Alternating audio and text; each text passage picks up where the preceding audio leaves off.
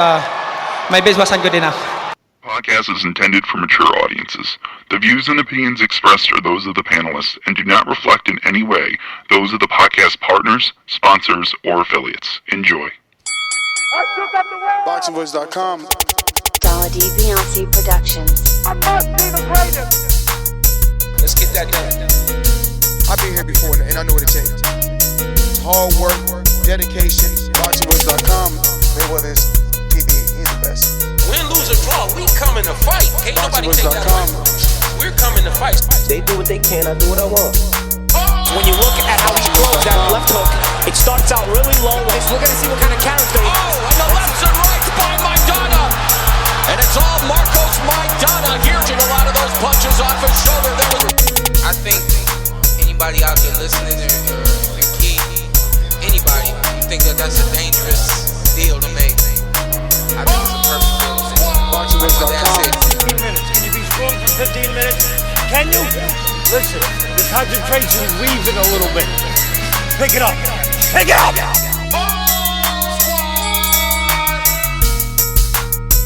Some things about we got to deal with his body shots. I don't think you want to be that close to us. He's talking about letting the left hook go, then you gonna take the left hook. Let's get that done. Look, the fire's coming. Are you ready for the fire?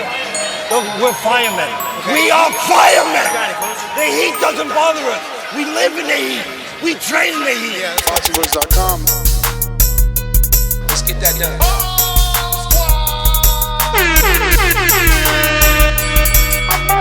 Danny, how much of the difference is it for you at this weight? Welcome back, ladies and gentlemen. Welcome back on the brink of a huge pay-per-view. Manny Pacquiao, Keith one-time Thurman put on a magnificent display of boxing.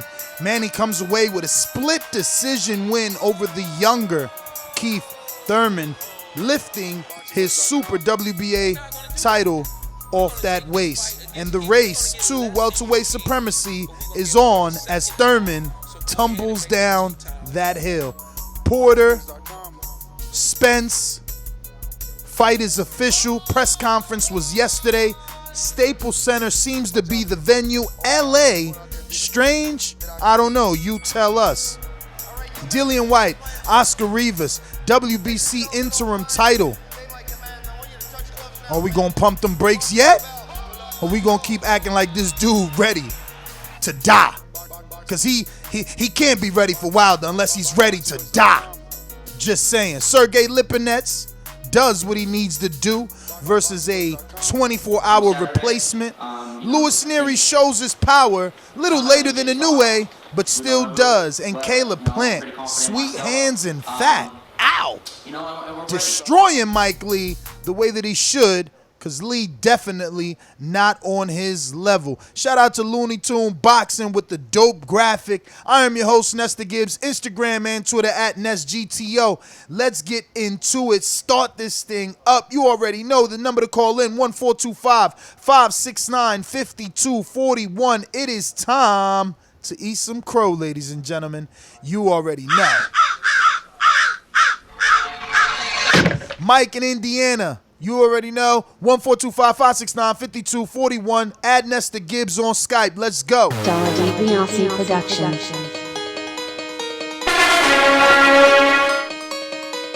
I speak it, believe it, receive it. Speak it, believe it, receive it. ThaBoxingvoice.com. So when I stop here, y'all gonna say he was too weak. And he stayed out before he said he was not. A man stand up for what he believes in, and when you stand up for what you believe in, you accept whatever consequences come behind it. ThaBoxingvoice.com. Yo, welcome back to another edition of the Boxing Voice. What's up, everybody out there in the TBV universe? Yeah, we got that Manny Pacquiao turn back the hands of time and gives it to Keith Thurman. I thought it was a unanimous decision, but he'll settle for the split. Also, we got Dillian Whyte does what he needs to do to get past Oscar Rivas. A lot of question marks, though. A lot of question marks. Also, Friday night, man, Teofimo Lopez got the decision over Nakatani. We'll talk about that and break that down. And Eddie Hearn comes out and says that Cardiff is the front runner for the Joshua versus Ruiz Jr. rematch. We'll talk about that too. What's going on, this? All good, man. Happy to be back. Ready to talk about this awesome week in the boxing. Just a lot took place this week, man. A lot of fights, a lot of action, a lot of faces emerging. I'm ready to see Efe's opponent again. I think that he did a great job. I'm ready to see the direction in which a lot of these fighters take. Obviously starting with the PBC card on Fox PBC pay-per-view, Manny Pacquiao beats Keith one-time Thurman by split decision, dropping him in the first round with a straight left to the body, followed by a right hook upstairs. And that's kind of when the fight went out the window for Keith Thurman. He was doing so good in that first round and got very cautious after feeling the power of Manny Pacquiao. Took him about 3, maybe 4 rounds after that to really get back in the swing of things. But ultimately, Pacquiao got the split decision. It felt like a big fight from the build-up to the production. Excited to see where these numbers come. Since Pacquiao, as the title says, turned back the clock, can he do that from a standpoint of pay-per-views? Can he go back to once upon a time when Pacquiao was doing $1 million? What would these numbers come in at, and where will Pacquiao and Thurman go? Just want to make a quick note that Fashion Nova played such a big role as a sponsor for this fight, and definitely keeping my eye out for them to see if they're going to continue to do business with boxing. Anything that grows our sport, the only sport I watch, I'm totally excited about. And I seen the Fashion Nova advertisements on the trunks, front and back of Thurman, on the front of Pacquiao, and all throughout the ring apron. If you've spotted Fashion Nova somewhere else throughout the build-up to this fight, do let us know. As I also seen O'Reilly Auto Parts, which is something that Golden Boy uses a lot. I know that Richard Safer does business with Al Heyman, so I'm wondering, did he go through his Rolodex and make that connection? Because O'Reilly usually a lead sponsor for Golden Boy. So good to see O'Reilly doing more business than just with Golden Boy Promotions, when there are other promoters out there who could use the sponsorship to put on some valid fights, like Keith one-time Thurman and Manny Pacquiao. So all his bets went out the window, and all the encouragement that he gave, or should I say false encouragement that he gave to everyone out there believing that he could get it done in the first and the second, and in the seventh. I will say though, Mike, in the seventh, he almost fooled me. It was feeling like he was about to do something. He won the round, but he couldn't get a knockdown or a knockout. But ultimately, I was entertained. I mean, it wasn't a Broner fight or a Joshua Clottey fight where the opponent just got his hands up receiving shots on the high guard. At least I was about to call him Kerman. I was popping out, Kermy. At least Thurman, made it a fight, man. In my opinion, he made it a fight. Yeah, man, it was definitely a fight, but Manny Pacquiao really showed that he still got something left in the tank. And I kind of wonder if that 2 year of inactivity and just only one fight back and not looking that good really played a part in this fight, because Manny Pacquiao's team was very, very strategic, in my opinion, of picking up Keith Thurman. But as for the fight, Keith Thurman, man, after he got knocked down and got back up, he just didn't look like he wanted to really stand there and engage with Manny Pacquiao. Manny Pacquiao bust his nose. Manny Pacquiao was going in and out, doing what he wanted to, dictated his own pace, beating him up to the body. I mean, Manny was doing whatever he wanted to do, landing that right jab, it seemed, almost at will. And I don't know, man, like, where does Manny go from here, though? I mean, let's be real. Like, he tried to go fight Errol Spence, man. Yeah, that's going to end very, very quickly. And Keith Thurman, I mean, I think Keith Thurman can rebuild. I'm not going to sit on here and bash Keith Thurman or go after him. I'm just going to treat him like I did Joshua. You know what I'm saying? You don't kick a man while he's down or anything like that. But he definitely needs some, maybe fine-tune some things and just get back in the ring and get back in the swing of things so he can come back and compete on the welterweight scene, because one loss not going to define you. I mean, he still keep one time. He still got the mouthpiece. He's still probably more entertaining than a lot of these other welterweights. So I think about the fight with Shawn Porter, better entertaining. And think about the fight last night. I mean, with Manny Pacquiao, it was very, very entertaining in my opinion. So I think both guys can come back, but I want to see if Khan, I mean not Khan, but well, yeah, Khan and Pacquiao make that fight in November that Khan was supposedly talking about. So yeah.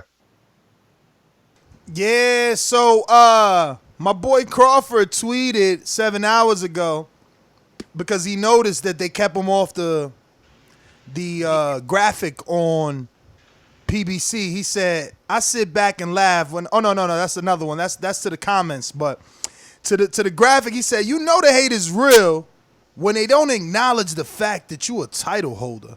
He got 5,000 hearts and 727 retweets, 436 comments on that Twitter post. He hasn't posted in 2 days on Instagram, so he kept his fight talk from Friday and Saturday to Twitter. He also, I want to believe that this tweet before was for Maxim Dadashev, who obviously had to undergo brain surgery to reduce swelling. But he says, "See, this is what I'm talking about. Nobody really knows what we fighters go through. Hope he's okay."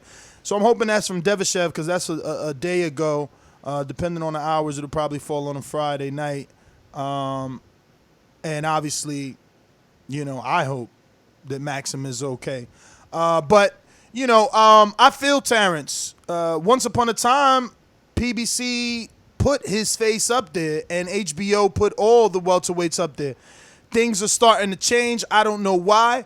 I can't even say that whose fault it is. I might have to blame PBC because I don't remember ESPN doing something like this. But, I mean, I'm kind of more on both sides of the street with this one because I'm one of those fans that want Crawford to do something. So I get, in a way, it's like, don't help promote him. You know what I mean? Like, let him do that on his own. Let him get a big fight that puts him out there in the eyes of the masses. Why are we saying who he is? Even though it's still unfair to think that way, I guess. Like, yo, he's still a champion. But, yeah, man, I'm just saying, I think that it's more around where they want an even playing field. It's like, we going through the gauntlet, beating each other up. Like, Porter not going to be the same. He's already been through Thurman, Danny, Kell Brook, and now Errol.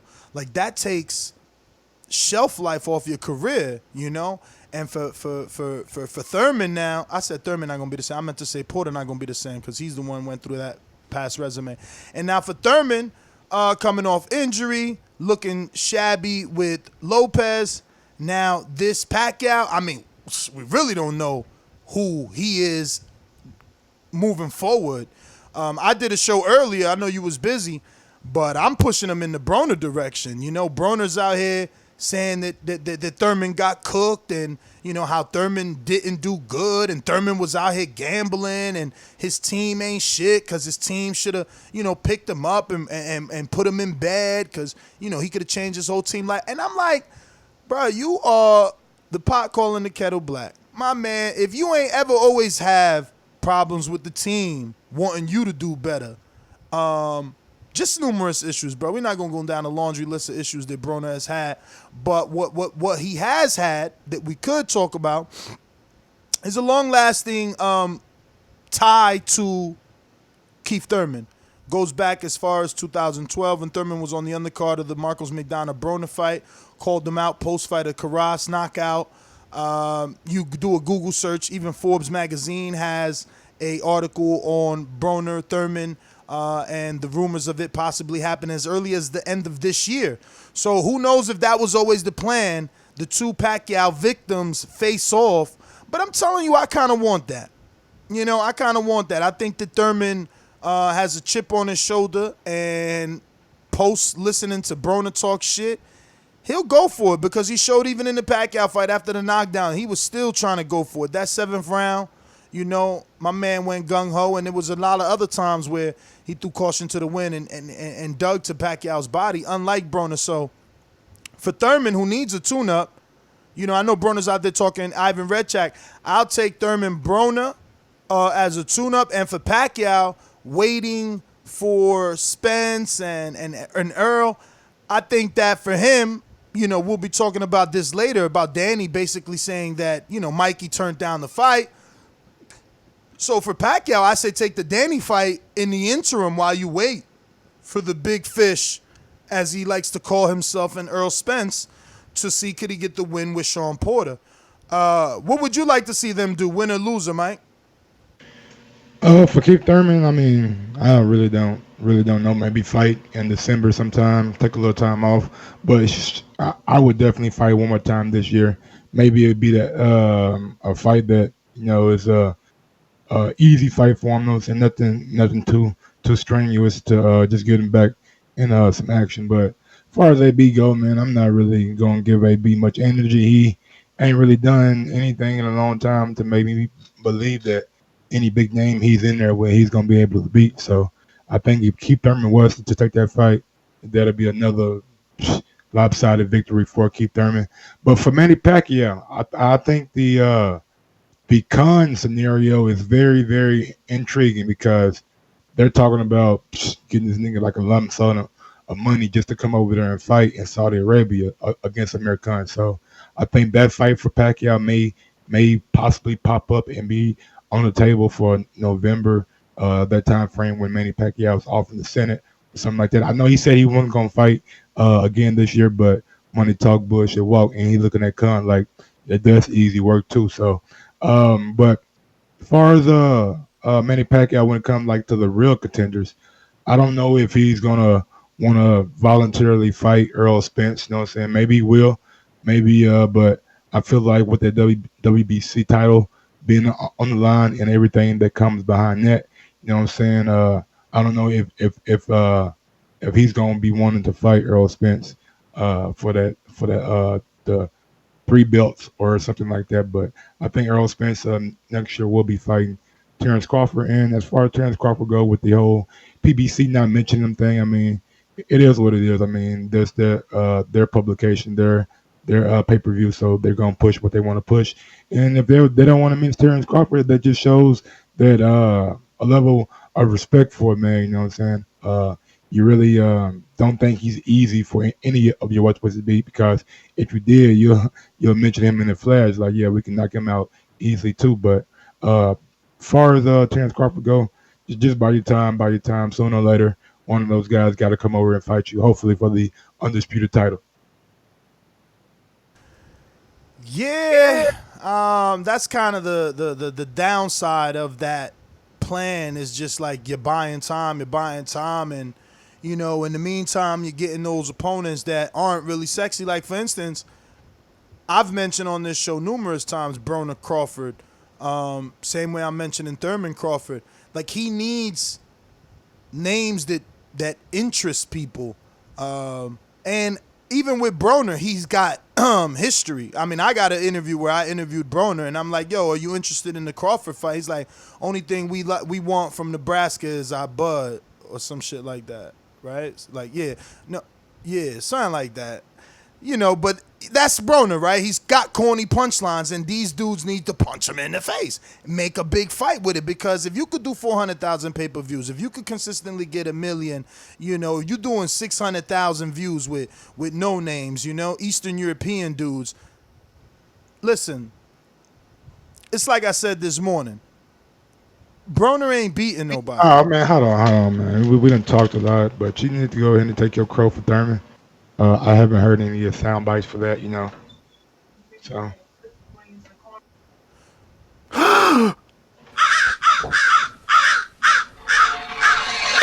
So Broner ain't beating nobody, but if you're Al, do you want him to lose the Ivan Red catch by accident on TV? Ain't gonna be no accident, goddamn. Red kept him with some of that shit that he caught Devin with, man. All right then, but that's a bad business move. That's a bad business move. You know? So But that's relative shit, though. you make more money. Listen, it's like I was arguing with somebody this morning. It's like Showtime probably would at least consider a pay-per-view. Who? Broner and Thurman. It would at least cross their mind, you know, but not Broner Red Chat, not Broner Alexander, none of that shit. Pay-per-view, both coming off a loss. That's a tough one to push. Nah, they won't be both coming off a loss because Broner's saying he's fighting Ivan Redchak next. And obviously Thurman has, like he told us, that Nevada might suspend him. He's got to check the lip and he's got to get an x-ray on the thumb. So in their necks, you know, coming back, Thurman won't need a tune-up. This would be his third fight in 2019. He just needs rest. Broner goes through with his Redchak fight. Thurman walks in the ring after if Broner could be successful. Because, again, who do you throw Broner to? You ain't going to serve him to Regis. You don't make no money off Regis. And Regis, like, that's dangerous. Like, you can't convince Broner to take Regis. You could convince him to take Keith. Oh, he's got an injury. Look, he looked vulnerable versus Pac, right? You ain't going to. What could you tell Broner that he going to be like, yeah, all right, I'll get in there with Regis? I just don't understand why we just. I mean, I understand because Broner's a name and shit, but at the same time, bro, I'm not here for that right now. I think Thurman should be looking at like a Ugas winner, you know what I'm saying? That kind of opponent, maybe even take on Jamal James and get him the fuck up. He not doing none of those dudes, bro. I mean, did you hear any of the post-fight stuff, press conference, interviews, anything that came out last night? Because he made it clear, like, my man think he could get a rematch versus Pacquiao. He's like, yo, I'm going to sit and wait if Pacquiao. He said, I'm going to wait to see if Pacquiao wants the rematch. Yeah, I don't think Pacquiao going to want a rematch. Exactly. And then he said, following that, I'll sit and wait for what offers come my way. Like, he's an A-side. He's a name. Like, right now, you know, I wouldn't respect it, but Top Rank should be sending an offer. You need that name. He only lost to Pacquiao, so that helps someone's resume. No matter what you think of Thurman, how good you think he is at this moment, someone's gonna put that resume on their name. That name on their resume. Like, only one loss to Pacquiao. Been in the ring with Pacquiao. Beat Danny. Beat Porter. Yeah, that's a name you need. I mean, Thelani Minge would be happy with that. Ecstatic. Give him the Sebastian Formella fight for the IBO title. Again. Let PBC have all the titles over there. I just don't think he is taking any of those no-name fights. You see what I'm saying? Like, for that, you heard him pre-Pacquiao, right? He said, I really like the Danny Mikey fight. I want to see what happens with that. You know, he was interested in that. Obviously, the Pacquiao fight. You know, he wasn't even hating on Errol when Errol was being considered for a Canelo fight. Man, these dudes is thinking money. I highly doubt he's doing Jamal James. He might have to humble himself. You know what I'm saying? He might be able to get a Danny rematch or something like that, but both that's going to be like a 50-50 fight. And I thought of that Danny rematch, though, Mike, but you think Danny and Angel going to take a Thurman off a loss? They won't get the credit.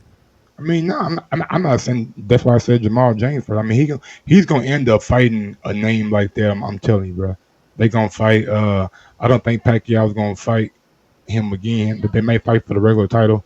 Jamal James and I'm just saying, man, you could see what Mikey's doing and following them footsteps. You don't have to have meaningless fights. Why fight Jamal James? You already had 2 fights this year. You just need a little bit of rest, and you could get a big fight. Yeah, what is Broner versus Thurman, that's at least Showtime Championship Boxing or Fox non-pay-per-view, just main event Fox. I mean, if Josecito and Thurman is... That's pretty much like a tune-up too, though.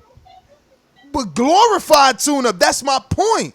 It's a glorified tune-up. It's a big fight. It's a big fight. We out here doing glory. Okay, I see what you're doing. All right. I guess it's a big fight. But how else do you get your fighter into position, Mike? You see what I'm doing? How highly is Broner ranked, though, to get you in position? Bruh, you thinking position ranking. I'm thinking position for a shot. A shot at who? What? Popularity is what gets you into position. Why do you think? Why do you think Mikey got the shot at Earl? Go ahead, tell me, because he was I skilled. mean, Mikey was undefeated coming in and being calling Earl name for the longest, and they knew Earl and Mikey could sell black Mexican down to Dallas. Pay-per-view buys might go up. So you're basically That's what they're saying what doing. I said, popularity. That's Yeah, but the word I use, popularity. How many people are going to be clamoring? Keith Thurman said it himself. You think that was man down, or that was Mexicans in Texas that How sold many it? people are going to be clamoring for Keith Thurman off a Broner victory? What? The Bro, did you hardcore just hear the build up to Pacquiao Thurman? That was Thurman doing the talking, and imagine Broner and Thurman doing talking against each other with all the shit that Broner done said about him. How many bitch ass niggas I'm has he talking called about Thurman? the fight, man. I ain't talking about. I'm talking about the fight, man. Like, Thurman makes the fight. Thurman won't make the fight. He won't be the but aggressor. we know what's going. It's going to be like a. Okay, never mind. Go ahead. I don't know. Like I said, man, if you want to get yourself in a position, that's the fight you take. You tell me, if you're Danny, Porter, Earl, Pacquiao, and you need to pick an opponent, do you pick Thurman coming off a Jamal James win or a Broner win? That's how I look at it.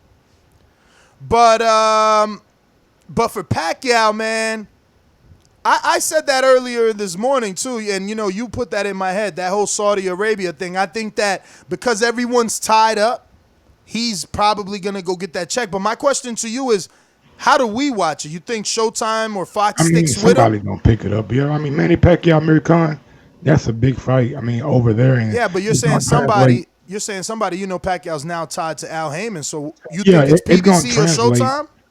Yeah, it's probably gonna be like a Fox or a Showtime, like maybe daytime kind of fight, because their time difference is like a little bit more than the UK. So, but I guarantee people will still tune in, especially if you stream it like digitally or something, not like put it on like the Fox or Showtime like actual channel, or maybe just put it on the YouTube channel and see how it does. Because maybe some people might say that it's not worth buying because that many people won't watch it because it'll be at 1 or 2 o'clock in the daytime.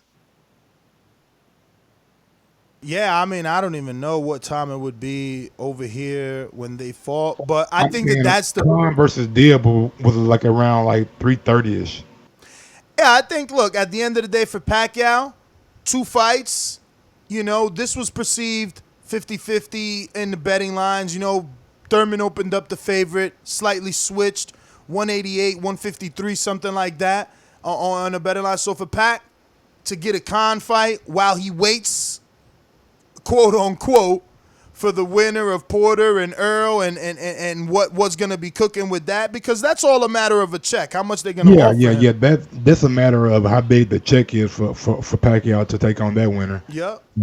Well, not that winner. I think if Porter wins, he'll do it because he's familiar with Porter. They've sparred for years. Absolutely. And he's not, you know, the star, or for lack of a better term, because that's one thing we got to talk about. Yeah, I mean, they went at it at the Earl thinks he's the big fish. Clearly, he thinks he's the money fight. Everybody. He thinks he's the money fight versus everybody. Everybody. I'm the money fight. You know what I'm saying? You need me. You can't sell out a barbecue, all this kind of shit. You know what I'm saying? So Earl clearly thinks that he is the big man in the division. Bruh, he said on national television, I'm more clean cut than you. Yep. I look better than you. Yo, I dress better than you. Porter tried to come back like, you took off your tie because it ain't work with you. I was like, come on, man, you could have did better than that. He said, you took off your tie because it wasn't working for you. I'm like, oh man, come on, Porter, come on. But I don't know. We'll see. We'll see how much of a big fish Errol is come September 28th when they do the pay-per-view. And it's you know. Bruh, I don't even understand. After watching that press conference and listening to Porter say, they ask me, I say Vegas. They ask me, I say Barclays Center because I'm familiar with those locations. They ask me, I even say Dallas because I like what I saw with Earl and Mikey and the promotion of it. But I'm happy it's in Staples Center. I never thought that Staples Center is going to be electric, yada, yada, yada. But I'm like, how was it Staples Center? How does Staples Center keep winning these bids, bruh? Like, why? I mean, I guess they may have a deal with the PBC or something like that. Maybe something underlying that we don't know I about just because don't. I mean, did Wilder Fury do 14 or more? I stand like 17. I think Oh, it 17? did. Yeah, did damn good numbers. Because I know Mares and Leo, that shit only did like 7, right? Wasn't that Staples Nah, Center? yeah, hell no, Leo and I'm about to Google. Mares. Yeah, I did like 14. 14. That's what I thought. Let me I see. thought 7, but I could be wrong. I'm not trying to hate neither. No, I'm but actually shit, Googling it. I guess they're just trying to really, you know what I'm saying, cater maybe sometimes to the West Coast. They got the Brooklyn fight, that they got the Vegas fights, and maybe they just looking at as Los Angeles as a bigger venue. You know what I'm saying? More people, more stars. You can pull in more, draw more attention. You know what I'm saying? That is Hollywood at the end of the day. I know, man. I don't know. LA always makes me nervous. I just feel And then like they did like the red carpet for like Wilder Fury. I'm pretty sure they're gonna do the same thing for Errol Spence and Shawn Porter, unified title fight. Hopefully, I wish they would have did like a more than just like a one press conference. I wanted to see like a press conference maybe in Brooklyn, then have one maybe in Dallas. You know what I'm saying? Then call it a day. But I think one, you know, not really showing me a lot if you want this fight to be a big fight, you know what I'm saying, and get a lot of pay-per-view buys. Got to get the casual fan interested in it, you know what I'm saying? You got to get people really actually knowing about Shawn Porter and who Shawn Porter is. so. The rematch only did 633,000 views, and I still haven't been able to come up with anything on the tickets. I don't know, man. Well, shit, that should have come to light. But at the end of the day, it has to be doing good business. If they keep going back, it has to be doing damn good business. I mean, that doesn't necessarily mean that. That could just mean that the Staples Robert Center. Easter, Robert Easter, and Michael Garcia was in the Staples Center. Now I think that did like 17,000. Again, it doesn't necessarily mean that. It could just mean that whoever's in charge of the Staples Center is invested in boxing, like Brett Yormark, you know? Sometimes you make an investment for, now for later. Yeah, years to come, yeah. You know? So maybe they losing now, but they want to kind of shift the boxing public to thinking that that's the new home of boxing. Because, let's be honest, that's why I'm a little upset, because it's like, yo, not Barclays? Yo, not Dallas? Like, that's what we used to. Still haven't found out on these freaking tickets, though. But one thing I do have to say right quick, man. For the judges, man, I'm like, don't make it so obvious. You know what I'm saying? Like whatever y'all got going on, but don't make it so obvious with these wide ass scorecards. I've seen a lot of scorecards this weekend that really didn't reflect the fight that I've seen. You know what I'm saying? I'm not here to bash any names or anybody like that, but y'all know if y'all watched the boxing card this weekend, some of the cards Friday, Saturday, Sunday. I mean Friday and Saturday, both nights. Some of these scorecards are just way too wide for the promotional favorite or promotional fighter, and it really makes the competitive nature of the sport look like a joke when the fans and everybody watching, even the commentators, see a damn good fight, then scorecards come out 99-91 or 98-92, and that don't reflect the fight that I seen. Just saying. Yeah, man. So what scorecard had you the most upset this weekend? 12,000 fans, 500. Let me see which fight was Ain't this. bad either. But I didn't like the Efe Ajaba scorecard. Cruz Mares 2 got 12,500 fans. I didn't like the Teofimo Lopez scorecards. I know Teofimo won the fight, but having him win by 7-8 rounds is not the fight that I saw. What's it? Yeah, 7-5. Yeah, I can go with that, but nothing wilder than that. Like he 9-3, 10-2. Come on, yeah, it's not the fight that I seen. Efe Ajaba, and it was a fight on the what other card? It was a fight. I can't remember, but it was a couple cards that this weekend that I didn't like. And referees, man, like damn, if dudes get back up, man, give them a chance to fight, especially if they look cool. Bro, that's the craziest thing. You know why that one upsets me? Because they gave Tyson and Fury a chance to fight. Gave the nigga motherfucker step left, step right, step to me. They ain't doing that no more. Something like, Bro, damn, they ain't dude. even give. I forgot what fight I was watching. They ain't give the dude the 8 count. The fighter almost like he shoved the ref like, yo, give me that. Oh, that was Mike Lee. That was Mike Lee, right? But he was wilding though. It was another fight. That did that same. Oh man, hey Mike man. Lee got his ass whooped. Because my nigga Cassius Chain out there, man, knocking nigga at the motherfucking ring and shit. Wobbly. But yeah, man, Pacquiao Thurman. I think that was a good pay-per-view fight. That was one that people could be satisfied with. Gave you a lot of action. Both guys throwing punches. Both guys really digging down. But Pacquiao just showing that, man, sometimes the being on the big scene, because we don't know what kind of pressure Thurman was under the first time being on pay-per-view, going against a legend, being in Vegas, spotlight on you. You got more media obligation. You got more people calling you for tickets. You got people and fans asking for pictures and autographs everywhere you go. You got your wife, first time at a fight, watching you fight. You know what I'm saying? Y'all back in the locker room doing a lot of, you know what I'm saying? But I ain't see no pad work like I wanted to see. You know what I'm saying? I ain't see no trunks on. You had pants on still. You know what I'm saying? So a lot of things going on. Maybe you could have handled it a little bit better. Adrian Broner said that Friday night they were out playing cards till like 3 a.m. in the morning, something like that. But I don't really think that's a big deal because you don't fight till 12 a.m. or 12 p.m. the fucking next, or 12 a.m. the next night. So that ain't really a big deal in my opinion. You know what I'm saying? You should be able to sleep in and get up when you want to get up on fight day. But as far as everything else, man, moving on to the Ugas and Figueroa. Ugas, man, just really outdid Figueroa, man. Landed the better body shots. Really was just showing that Figueroa really didn't belong. Figueroa had one thing in mind, one style, one speed. Come forward, put my head to the left, try to make it an inside fight, but it really wasn't working against Ugas. Ugas landed some damn clean shots on Figueroa, busted his nose up. Really made me look like a dumbass. So I'll take my crow for Figueroa if you don't mind. You can go ahead and push that button. Yeah, man, I'm with you on this one. You convinced me he was going to do it. He looks so small, man. He did. Ugas looked so big and was digging to the body with those 1-2 uppercuts. But what happened? I said you didn't even pick that one. I ain't write it down. Nah, I bet though. I bet on Omar, bro. Yeah.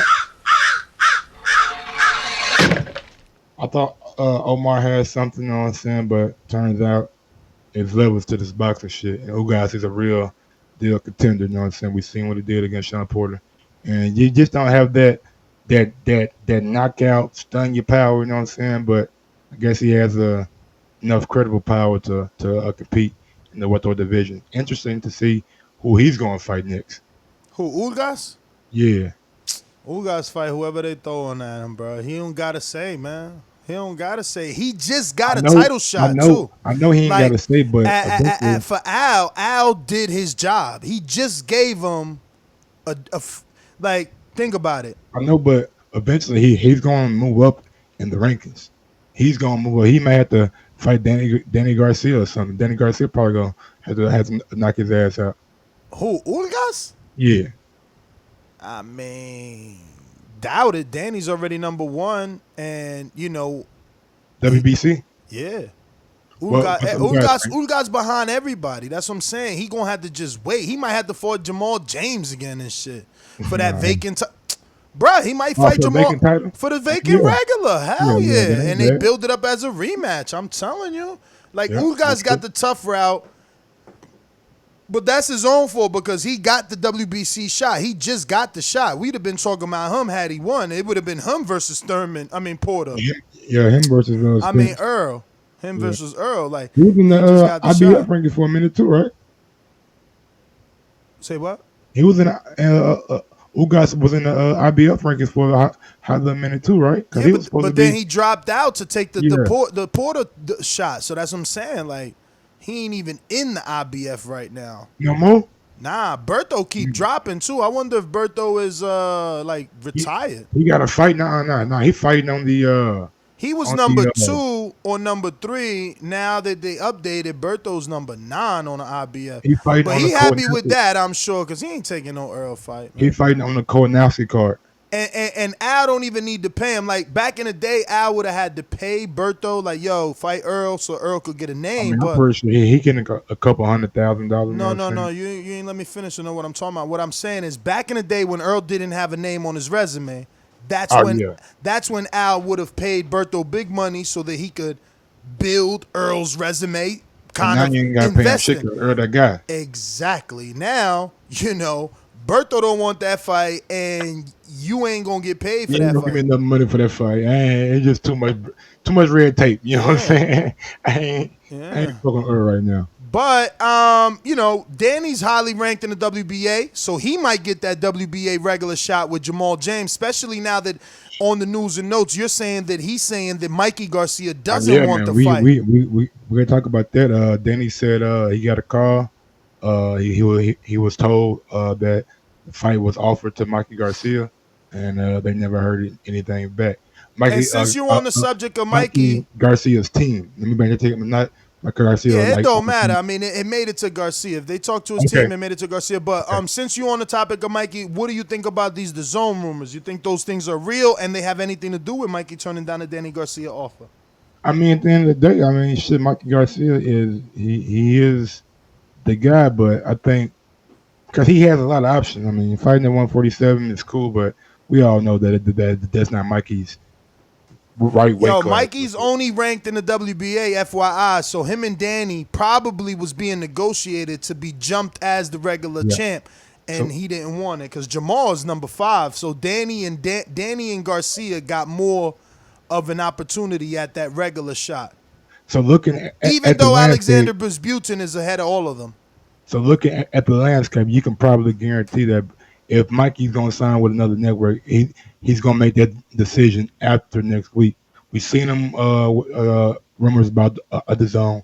We've seen him sit right beside Bob Arum at the. Bruh, he ain't making that. I'm going right now, and I'm saying he ain't going to leave because you tell me. They're going to sweeten the Danny deal, right? Danny is Mexico versus Puerto Rico. You got to think, at the end of the day, like, next week, Hooker Ramirez, one of those networks going to have the... Bruh, why would Mikey care about 140? Then he got to deal with Regis, who ain't a big name, and it's just danger. That's another... They ain't a big name. It's just danger. But let me give you my scenario. You tell me if this sound good. We go with the original Danny versus Mikey. Mexico versus Puerto Rico. Al sweetens the deal. They throw in the regular title. Now you're telling Mikey when you sat him down, bro, all you got to do is win. You get the Pacquiao shot. Okay. Mikey, that's a fight that Pacquiao will go kind of. Hell yeah, he'll take that. I think Pacquiao's going to fight like Khan. I really do believe that. Then he'll get like 2 more fights before he get Earl. Mikey. Then he probably fight Earl. Like, that's going to be Pacquiao. Absolutely. That Khan bag. That Mikey bag, bruh, let me tell you something. Y'all gave me enough money. Let me tell you something. If not 3 fights for Pacquiao, because guess who got to make a mandatory before anybody? Earl do, especially. Oh yeah. The minute Earl, the minute Earl win, IBF is calling they Cuadrado fight. Who? And Cuadrado. Who's that nigga? Abdul, the dude that is with Top Rank. He with Top Rank? Kudratillo Krikokorov. Kudratillo, Boy, Top Rank they may throw the bag for that purse bid. Now, Al, we ain't negotiating. We throwing the bag. Having Earl fight on ESPN. Yeah, he signed to Top Rank ahead of his IBF eliminator. He got an IBF eliminator, but I think he felt it right then. Let me see. What's his biggest win? Like, what's his resume looking like? I never heard that guy. Let me see. Cause I mean the welterweight division right now. He's from Uzbekistan, and remember we did see Bob Arum just recently out there. I remember I texting. He told me he was all the way out there. Yeah. He was over there. I think promoting. Doing something. Then he went to like.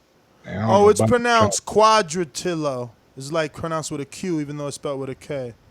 Quadratillo, OTKP. TKP say He's also the current Locatello. silver WBC welterweight champion, ranked number 4 by the IBF, but now he's number 1. This is an old article. Hey, WBC silver too. Yeah, this is an old article though. I don't see who he was in who's he in an IBF eliminator with, but he's number 1 in the IBF. In terms of box rack, I'll bring that up for you now. Biggest name looks like I don't know, Obra maybe, and I haven't never seen him. No, Obra, but I've never seen him fight. It's a Japanese dude, I think, right? I mean, I don't give me the line. I don't see about anything people here. that- This is a welterweight? Jesus, where he find these dudes at? Oh, that's why. Look, these fights are in Singapore and looks like Russia. What's this? I mean, this shit. is We'll see. Uzbekistan. We know. He's faced no one. So we know Top Rank is heavily invested in the Eastern European area, so we'll definitely see him. But moving on. Hey, before you move on, isn't it ironic that they're sending an Uzbekistanian to face Errol, and Al is sending what is he, Ukrainian or is he Russian? Lipnets is, because Lipnets is highly ranked in the WBO now. I was gonna bring up because he's a player in the Division 2. Sergey Lipnets just knocked out. He's a player in the sense that they're going to send him to the WBO route. He's not a player with any of the names we talked about in the beginning of the show. Like, Al's not giving him a Mikey, a Danny, a Earl, none of that. They using him to go get that Crawford belt. Hey, champ, can you go get it? Go get him, boy. You know, but they're not going to waste their time. Look, listen, they've been trying to think about it. And that's why earlier in the Today Show, I said, if Broner takes the key fight, because they've been trying to secretly make that Broner-Lipinets fight for how long? Yeah. You know, and that's because they want to cash Broner out, but they ain't giving Lipinets nobody else. Man, even though they might like him, kid. Look, they gave him Lamont. That nigga Shawn right quick, because he caught that nigga Inson with a motherfucking left hook that put his ass down. I'm talking about that left hook was something vicious, brother. Oh man. I was like, damn. But yeah, man, he was on 24-hour notice though. But in the day, Sergey Lipnets moving on. Hopefully, they may revisit that Jamalino fight. That's still a good fight for him. I'm saying, be a good support for any major pay-per-view. You might be able even to add it to the Spence and import a pay-per-view. Yeah, but it should be said that he was 24-hour notice for that fight, but he was already on this card. So he was already fighting, training. He was already on this particular card fighting someone else. Though.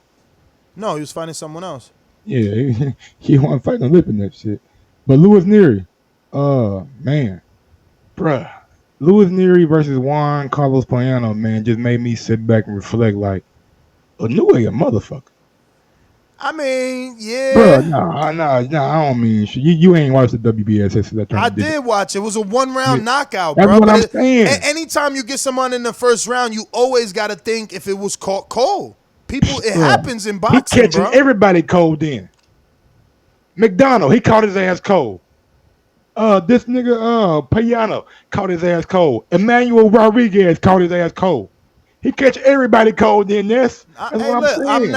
I'm not saying that his power isn't real, Mike. I'm not saying that. If you don't go on the bandwagon now, this shit will leave. I'm telling you right now.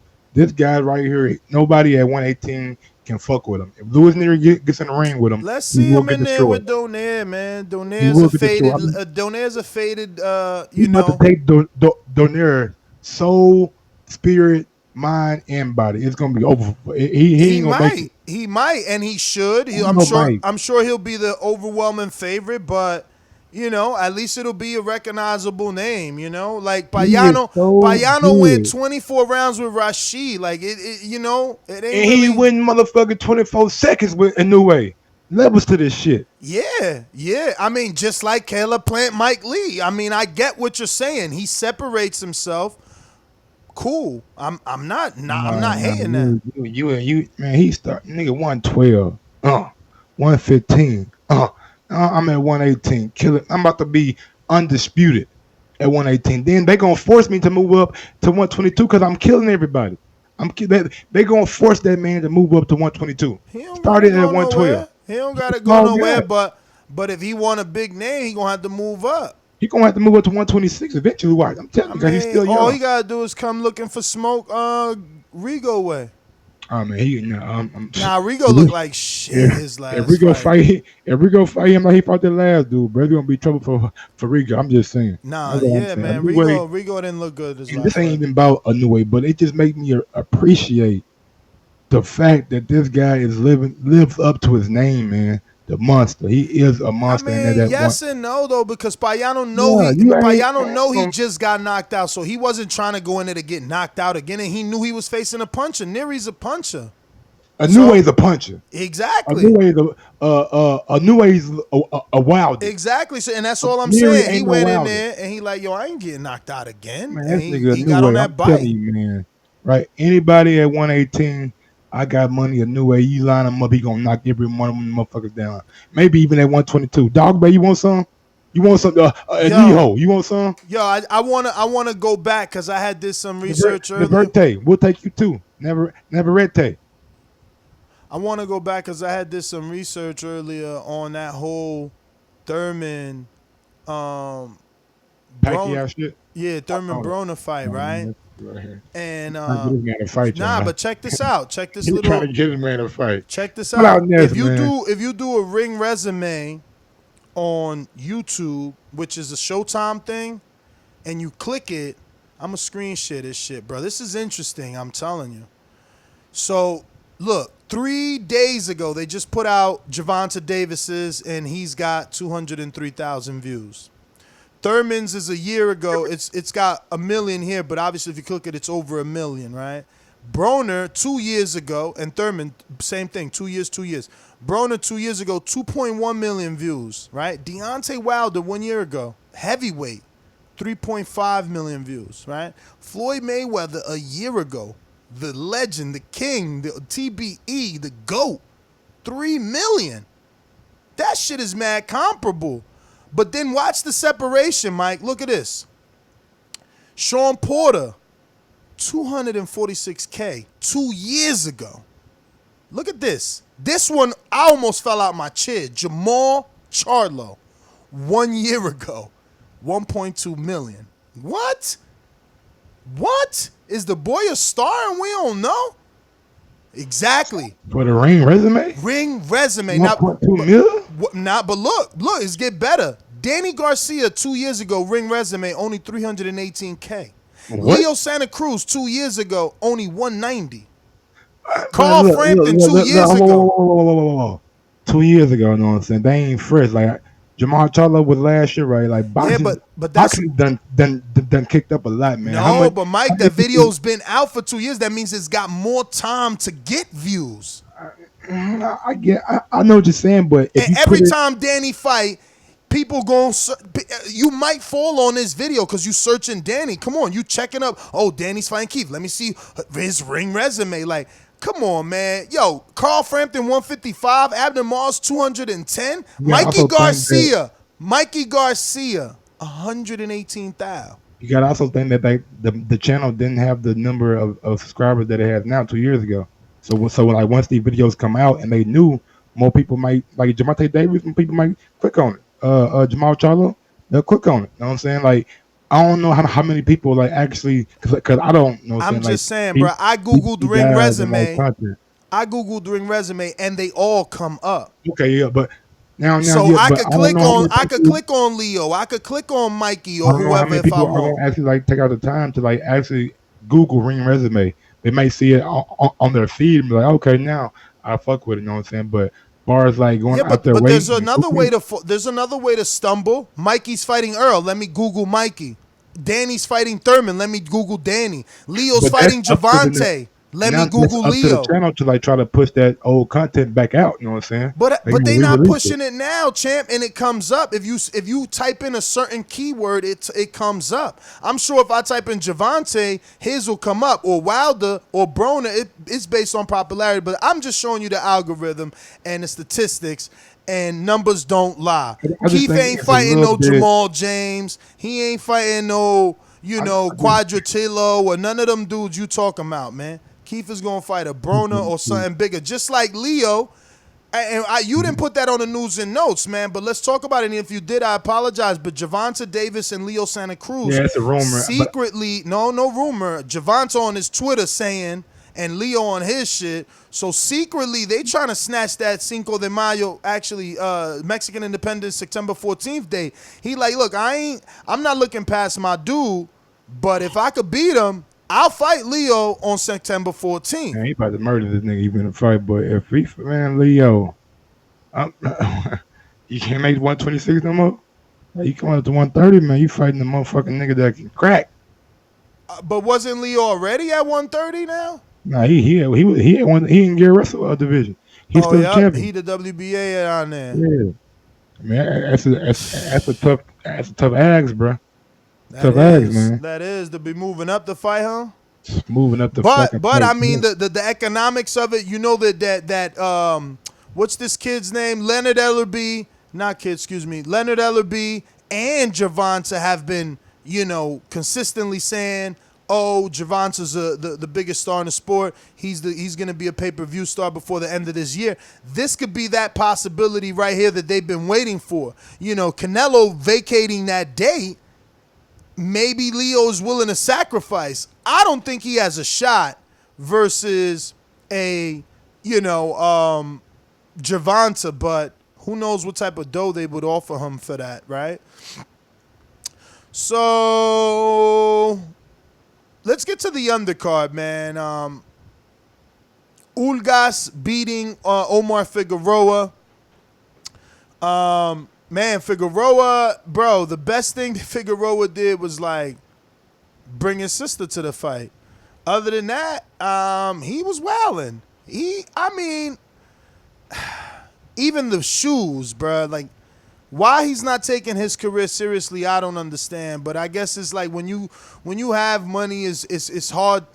All right, I'll stick to a synonymous phrase in boxing, right? They say when you're sleeping in silk sheets, it's hard to get up in the morning. Well, there you go. It's got to be that. He got a Golden Boy signing, a bonus back in the day. Then Al took him under the wing, so he's always been getting paid right. So, Omar just lost that hunger. And you can tell because he comes from a boxing family. His father used to train him. His brother is obviously a successful WBA regular champion at the moment and considered a heavily touted prospect. Everything that everything that Omar used to be considered, man. And, he just never could stay disciplined. And he never did change that style of switching. Ironically enough, he holds a win in the amateurs over Errol Spence Jr. And he's been the only guy adamant about wanting to fight Errol. But now after losing to Yordenis Ugas, there's absolutely zero interest in that. Yeah, man, I don't see much interest in that fight. Omar going to have to go back and rebuild somehow or some way. Maybe get a Sergey Lipnets fight, you know what I'm saying? It might be an all-action fight for him. But, yeah, man, he really didn't impress me that night. I picked him. It really didn't go out there and really showed that he had one level, one speed, come forward, head down, get a hit. If Ugas had any kind of power, he would have got Omar up out of there last night. But at 112 decision, chief support. Thought it was a kind of a lackluster kind of fight. Main event really saved the day with the action between Keith and Manny. Yeah, man. Omar, man, he's got to go back to the drawing board, bro. Joel Diaz wasn't even in the corner. He had his son there, so I don't know. But we talked about Lipnets, and we obviously talked about Nery. Plant. Sweet hands. Got to talk about Plant and his very impressive performance over Mike Lee. I knew he was gonna beat Mike Lee, but I stood away from this as a bet because of this, because I just wasn't sure could he get the stoppage. The stoppage was, suspect Robert Bird, in my opinion. Yeah, no, listen, they didn't give him an opportunity, man. But he really saved them from himself, no? Yeah, he eventually did, but he was still, very, very cognitive and responsive, you know what I'm saying? He was very alert of where he was. Bro, Robert Bird, man, it's like third or fourth week, and man, he just back to back bad shit, bro. Like bad stoppage, bad no stoppage in the fucking WBSS tournament. I mean, I don't know why these guys keep on getting these big spotlight opportunities to really, in my opinion, make it be more about them than the actual boxing match. But I guess at the end of the day, Plant got the stoppage. With we all agree eventually he would. He was catching Mike Lee with all kind of stuff. Mike Lee really didn't have an answer. He was trying to shoot in with his head down and shit. And you can't box Plant like that, man. He's been in that Mayweather gym, been in the doghouse. You know what I'm saying? So he's not gonna go for any of that sucker shit that not really. It just showed the level of Mike Lee. Like the shit he was doing, I was just like, bruh, my nigga Nesper can probably check. Okay, look this nigga the way he coming in. Like he just coming with his head down. Yo, he thought he was gonna juke his way in. in. What we doing here, bruh? You can't do boxing like football, my nigga. That ain't what it is. But it is what it is. I mean, listen, it was what it was, though, right? This was a showcase for Caleb Plant, and he capitalized. You know, a lot of times people are given this opportunity on the big stage to look good, and they can't. He looked good. He looked good. On that Premier channel, with a lot of build-up still going on, saying he really got a spotlight, and more people probably know about him now and know about his story. So he let us know, obviously, that Peter Quillen Truax is the mandatory, but they have to fight. And then, you know, you got Anthony Durrell and Benavidez. They have to fight on the Earl Porter undercard. Plant gets another guy like this. Who should he fight in the in-between, in the interim? Because he said a minute. Yeah, I mean, stay busy. You know, who knows? Maybe a year. You know what I'm saying? Maybe give him a title shot at 160. Well, he's not going to be getting called to defend anything as of July 3rd. Number 1 is vacant. Number 2 is vacant, and that's why Anthony and Benavidez, right? No, that's for the WBC. That's why Peter Quillen. That's why Peter Quillen and Caleb Truax are fighting for the number 1 slot and mandatory. So he already beat number 7 Ustatsegi. Maybe he could make a big fight because Chris Eubank does have ties to Al Heyman, even though he did an ITV deal. Maybe Caleb Truax would consider, and I know this is I'm gonna get shit for it, but a unification. Maybe you with can that do IBO and Caleb Plant. That's a boxing match right there. Nah. Shit, that's a nice boxing match right there, bro. Nah. Come on, man. I don't think they're going that route right now, bro. Unify. He say he want to unify. Yeah, but listen, I don't understand why y'all don't live in y'all reality. If you got the dude who's calling himself the big fish telling you that he's going to stay on his side because it's easier to do business, not because the fights are easier. Don't be an ignorant boxing fan. It's easier to do business. So that's why I'm bringing up Chris Eubank Jr.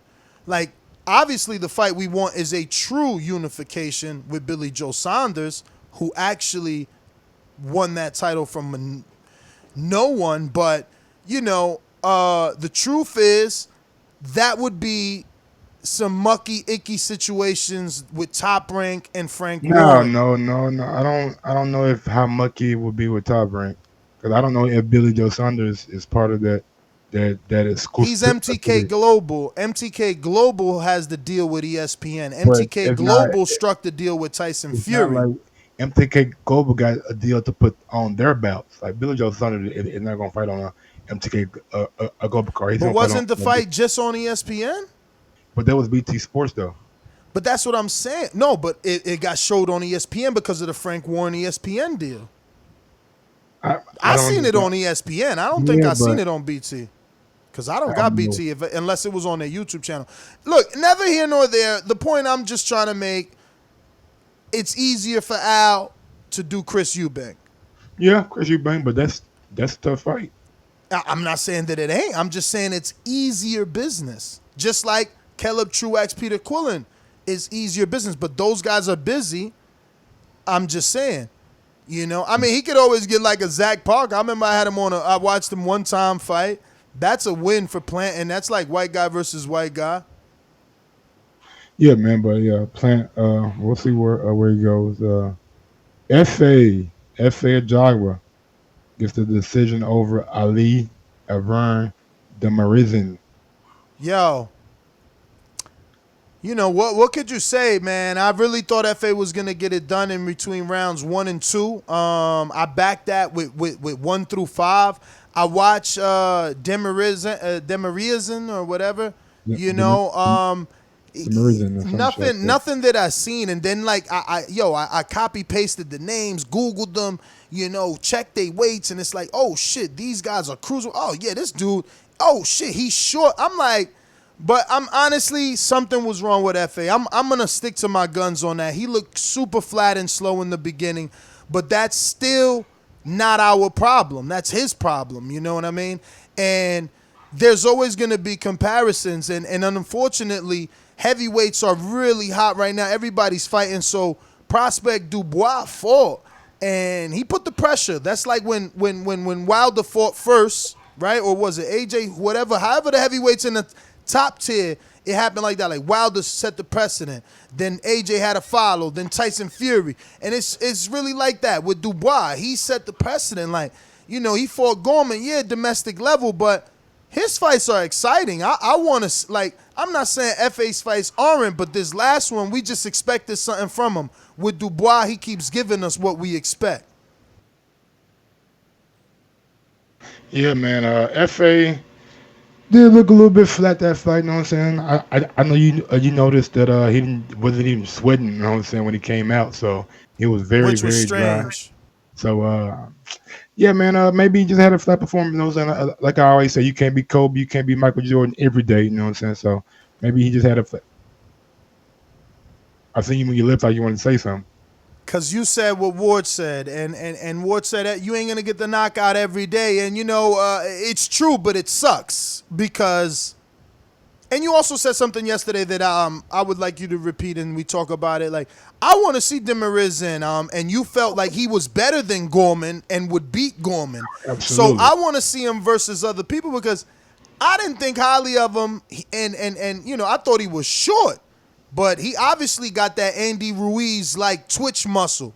You know, he was throwing loopy shots, getting around Efe's guard. He was throwing in combinations too. Like, I want to see him again, Ali. I'm gonna just go with Ali instead of. That's the biggest thing. Like, we didn't see Efe ever fight on the back foot. Like, we never seen a guy bring him that kind of pressure. You know what I'm saying? That's true. Ali was coming at him. He wasn't giving Efe a chance to be on the front foot and get his range, you know what I'm saying, and get his full extension. Because a lot of those short right hands was short. A lot of those left hands was short. I'm saying because he couldn't get the full extension because Ali was right in front of him. So maybe that was like one of the game plans. Make this guy fight backwards and see how he fights. Yeah, you know, and luckily for him, he was able to get through that. But that's also because. Let me find out this thing. Ali Even Demirezen. Demirezen. But yeah, man, this guy would be. He's just not Andy Ruiz. You know what I mean? He was he had some similarities, but so that's why Efe got lucky. And I don't mean lucky because he was winning, but yo, he got hit, man. He got hit. You know, I wonder where they go now. Yeah, man. Like Ronnie Shield said, man, we don't plan on having being title for like another 18 months. So yeah, but that's an old Ronnie interview, man. And again, based off his resume, they are moving him fast. Like, this is a new ranking now. I'm sure if we Google his name, he's moved up because Demirezen was in the 33 ranking and Efe was above him. So now he's gonna move up. How many stars did he get for this victory? Let's check. What Bushwick think about this victory last night? Screen sharing now. Yesterday was 2 stars for the Demirezen win, which pushed. Look at that. Demirezen was number 33 and Efe was like 50, and now Efe's 25. But I'll tell you exactly how many slots he moved up once I go to the world rankings. Yeah, he's top 25. Look, he moved up 25 rankings, so I was absolutely right. He was number 50 and jumps 25 slots off that one win. Arthur Spielka lost to Derek Chisora by knockout and drops 8 positions, and David Allen drops 12 for his loss. Speaking of these heavyweights, the DAZN and Scout Sports pay-per-view, Dillian Whyte survived the Oscar Rivas fight. I don't want to say survived, guys. He was only like Bro, really look in at trouble. this, Mike. Oh my God. David Price win jumps him 29 slots. He's number 19, bro. He about to get a shot. 19 in the world? He about to get a shot. Look, Oh, man, 19 means everything above Joe Joyce, Philip Hargrovic. That's crazy. Yeah, he got all tough fights. He better go do a domestic How much fight. did Dillian Whyte bump up? Because he got a victory over Oscar Dillian Rivas. Whyte is number 6. He got a victory over Oscar Rivas. He didn't bump. He didn't bump at the top. After top 10, it's hard to bump you because you know. But I think that this win is a better win than Tom Schwartz. But what? Wait, what? You think the win for Ajaba? No, the Oscar Rivas. Oh, okay. You went to Dillian. I didn't even know we was there yet. I thought we was still on on Ajaba. I mean, you doing all these heavyweights and shit. I mean, what Ajaba? We know he ain't gonna be moving up to the big dogs anytime soon. I mean, like he's still gonna be building. Like they're gonna keep him at the number 25 ranking and try to slowly graduate him up to 16 and 17 and 18 and all that kind of shit. But as far as Dillian Whyte go, man, he got the WBC interim title. He's adamant that he is now the mandatory for the winner or for the WBC champion come May 29th or something like that. But yeah, he went out there and beat Oscar Rivas, man. Oscar Rivas really had a lackluster performance, didn't really let his hand go, showed some visible fatigue. Dillian Whyte hurt him, I believe, in the 3rd or 4th round. Those guys went at it. Oscar Rivas actually caught Dillian Whyte and dropped him in round number 9 or 10, somewhere around there, but couldn't capitalize off that knockdown. And Dillian Whyte really just played a safe kind of boxing match, you know what I'm saying? Really didn't engage that much with Oscar Rivas. Stayed on the outside, worked his jab, worked that 1-2, sometimes through body shots, and really beat up Rivas, you know what I'm saying? Had his eye looking pretty messed up, and yeah, man. But Dillian Whyte now the mandatory for the winner of, I believe, when it comes all plays out, Tyson Fury and Deontay Wilder. But a lot of you guys need to pump the brakes on Dillian Whyte, man. You know, Oscar Rivas, not the biggest concussive puncher in the division, so we know if Oscar Rivas can put you down, Wilder gonna put you out. At the end of the day, Dillian Whyte is in fights that he's always get hit. I've seen a lot of his fights, and a lot of those fights they are like trade him kind of fights. Dillian Whyte is very, very wild, you know what I'm saying? He's a wild guy too, you know what I'm saying? He goes with that left hook, swings like he's a fucking baseball bat, and sometimes he misses and then it falls over. So but he's definitely a contender. Probably the hottest heavyweight in England right now. But we'll see who he fights next, guys. You don't want to risk your position, and you also don't want to rob the fans or from their money, you know what I'm saying, by fighting lackluster opponents, unless you're going to be on the undercard of like Andy Ruiz and Anthony Joshua fight, which is not too far fetched, you know what I'm saying. Well, obviously we did the live fight chat for Dillian Whyte, and what could I say, man? I mean, I've watched enough Dillian Whyte fights now, man. He's not working the way that his videos are telling us he's working. His IG and his YouTube indicate that he's a gym rat, but too much jerk chicken? I don't know. He definitely is heavy. He definitely was pudgy around the midsection, but I feel like he's gassing or you know, not because it's not like a gas out Mike Jones, Jesus Soto Carras, but I think that you see an evident shift in his energy, and it just keeps coming back. It's something that can't go unnoticed. Like, I just don't see. I mean, fight after fight, I can't get behind Whyte. He just shows me that he will lose to Wilder. Like, all these people beating a drum, it's like you guys are setting this dude up. But I want it for the sheer us versus them factor of it. So whatever, bro. Mandate it, because I don't see what y'all see. I'm gonna have to see what y'all see. He went down from Rivas by an uppercut. He couldn't drop Rivas. I don't know, man. I don't know. It wasn't a bad performance, but it wasn't his best performance. It definitely wasn't his best performance, in my opinion. I guess final thoughts on Dillian Whyte is, Godspeed, young man. Godspeed, Be careful in that ring with Wilder. Definitely be careful, bro. David Price moved David up. Price, wow. He shocked just a lot of people. Made himself relevant all over again. Number 19 on BoxRec. Gets a shot now, bro. Gets a shot now versus someone. At what though? Like, do you move him towards Derek Chisora? More money. I mean, like he's made a career of domestic level fights. He's made a career of it, He's never gone to the United States, right? He's only fought one American, right? And that's Tony Thompson. So, like, he's been able to just chill over there. I just don't know who they give him to at this point. Like, does Matchroom have anything young, fresh that needs a David Price?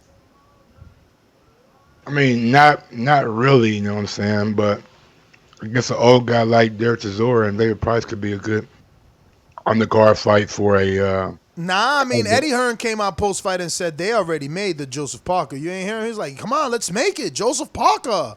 So they want Chisora, which is crazy. Chisora beats Spielka, who wasn't doing as good as Allen, in the sense that Allen was doing better climbing up the rankings than Spielka, And Chisora will get the Parker fight, and David Price will get who?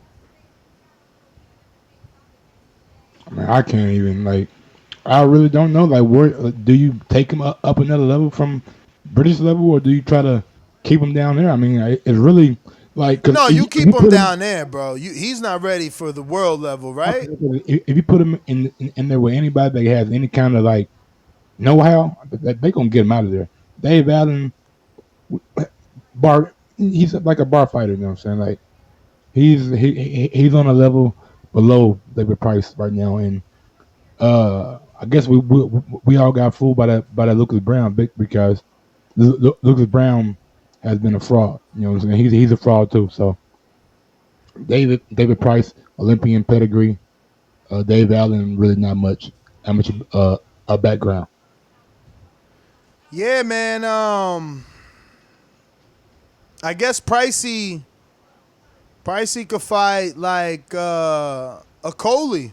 They've been saying Okolie struggling to make weight. He just switched to Shane McGuinness, and McGuinness was expressing it.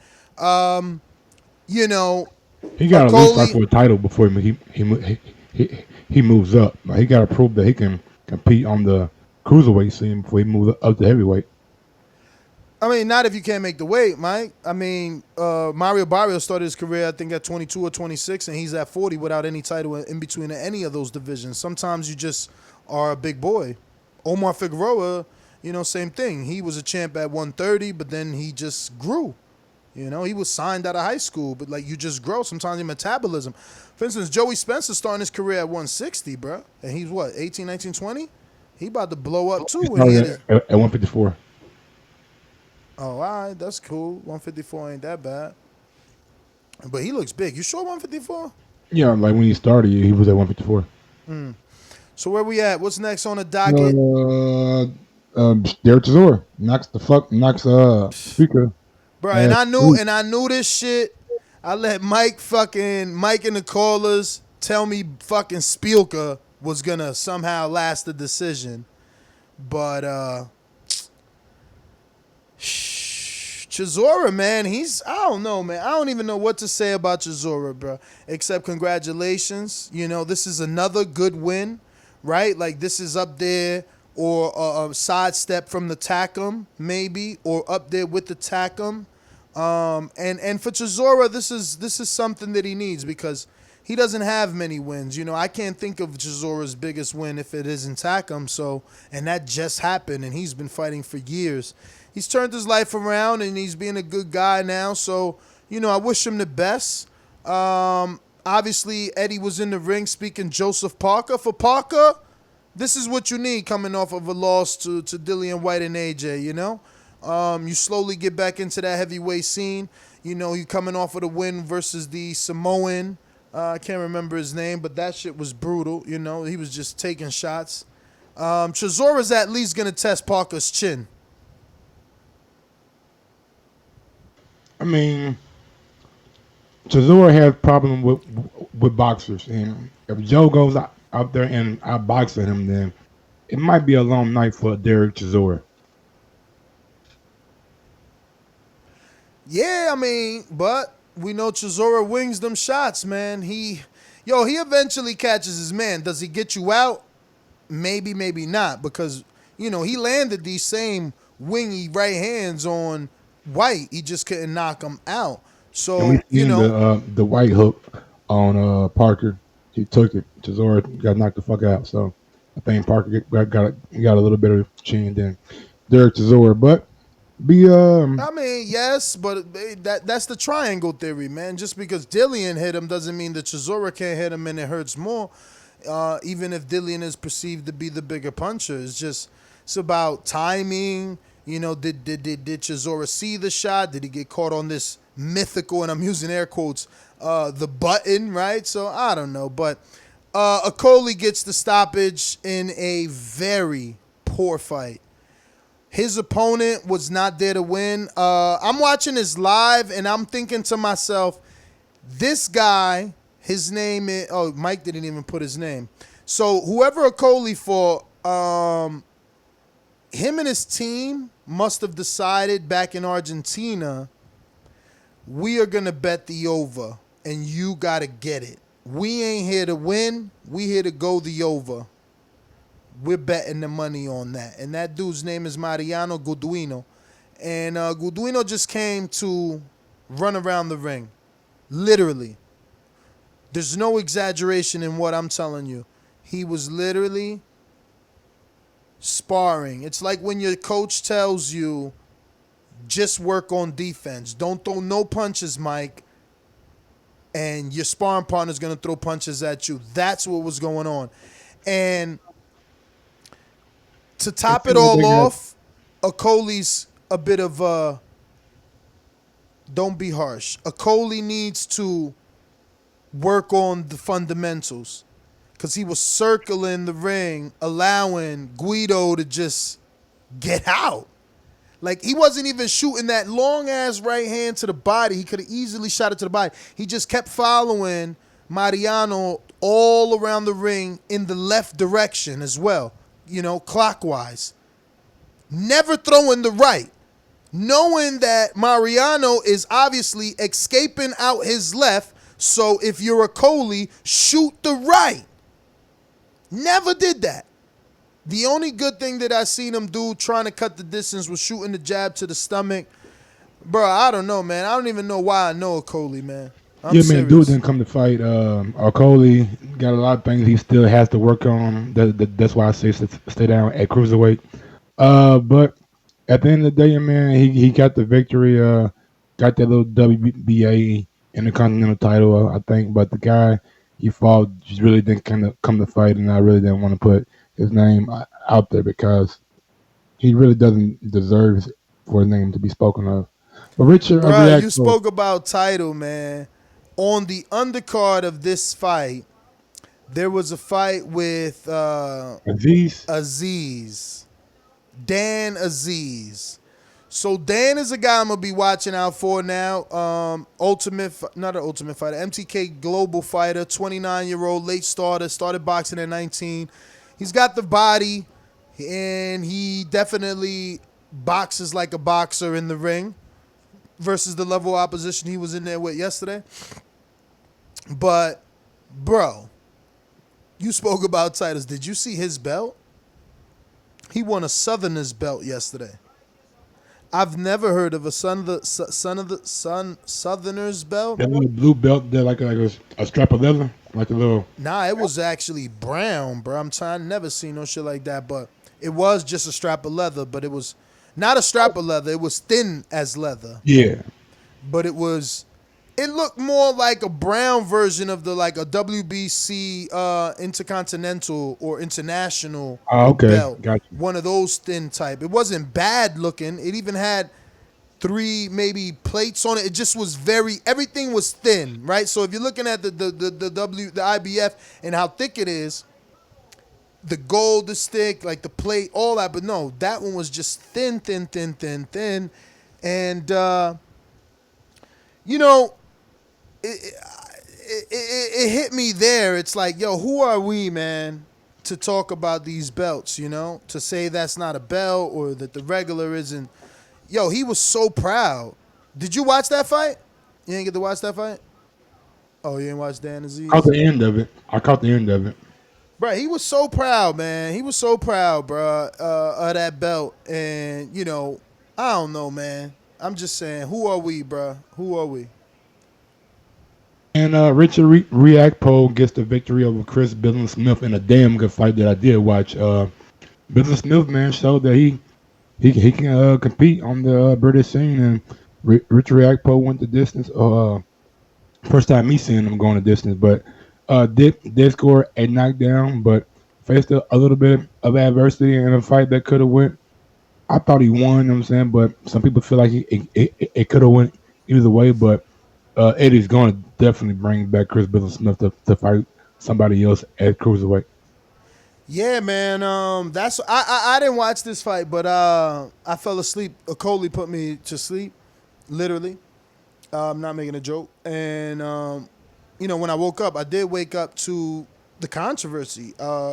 People, even in our own chat, was saying shit like that Riakporhe was, that Billings, whatever you call him, Billingsmith was robbed. So I don't know, man. I watched the highlights on DAZN. It didn't look that way. It didn't look that way. Riakporhe looks strong too. I might watch his next fight if he has a semi-lukewarm name, but I never heard of Chris Billingsmith. No, me either. It was my first time hearing about him too. But we can move on to Friday night's card with the young phenom, the takeover. Teofimo Lopez get the unanimous decision over Nakatani. This was a damn good fight, man. For the whole fight, Nakatani shit proved like, hey, I'm here to fight, bro. I'm not here to lay down. I'm highly ranked in the IBF for a reason, and I'm here to fight. And he was landing some shots on Teofimo. Teofimo was getting hit, but really showed that he could go 12 rounds and really get the victory, like pull it out when he had to. So at the end of the day, you know what I'm saying, it's a good learning curve for Teofimo. I don't think that it's an indictment on him or that he needs to slow down on Lomachenko. Sometimes you get tough guys in there that just come to fight, and this guy was like 6 foot, big for the a division, and really came to fight. So Teofimo, I'm saying Richard Comey next. That's gonna be an interesting fight for him. That's gonna be a fight to where he's gonna have to really dig down, because some of the shots that Nakatani was landing, in my opinion, if Comey lands those kind of shots, Comey is a big hitter. He definitely has the power to put people down. So I'm excited for that fight and ready to see those two guys go at it. Yo, yesterday's telecast was a breath of fresh air, or rather Friday's. It's like Bradley heard, our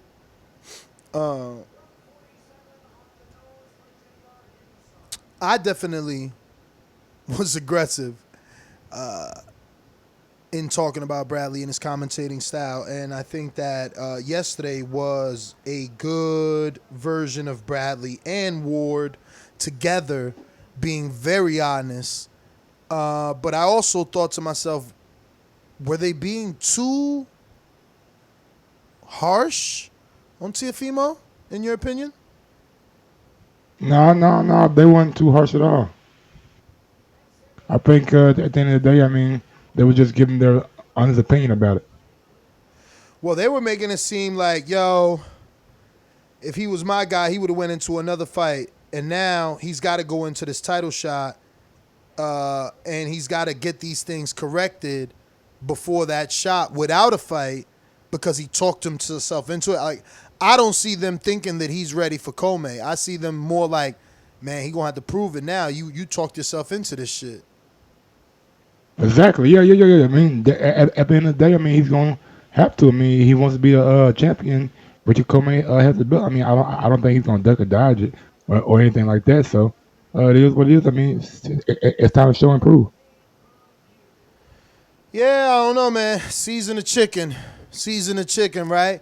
Nobody was expecting Masayoshi Nakatani to have the success that he did, but I do want to touch on that. Like, I don't know why so many people are making a big deal about it. I mean, I think that the most you could give Nakatani is 3 rounds, honestly speaking.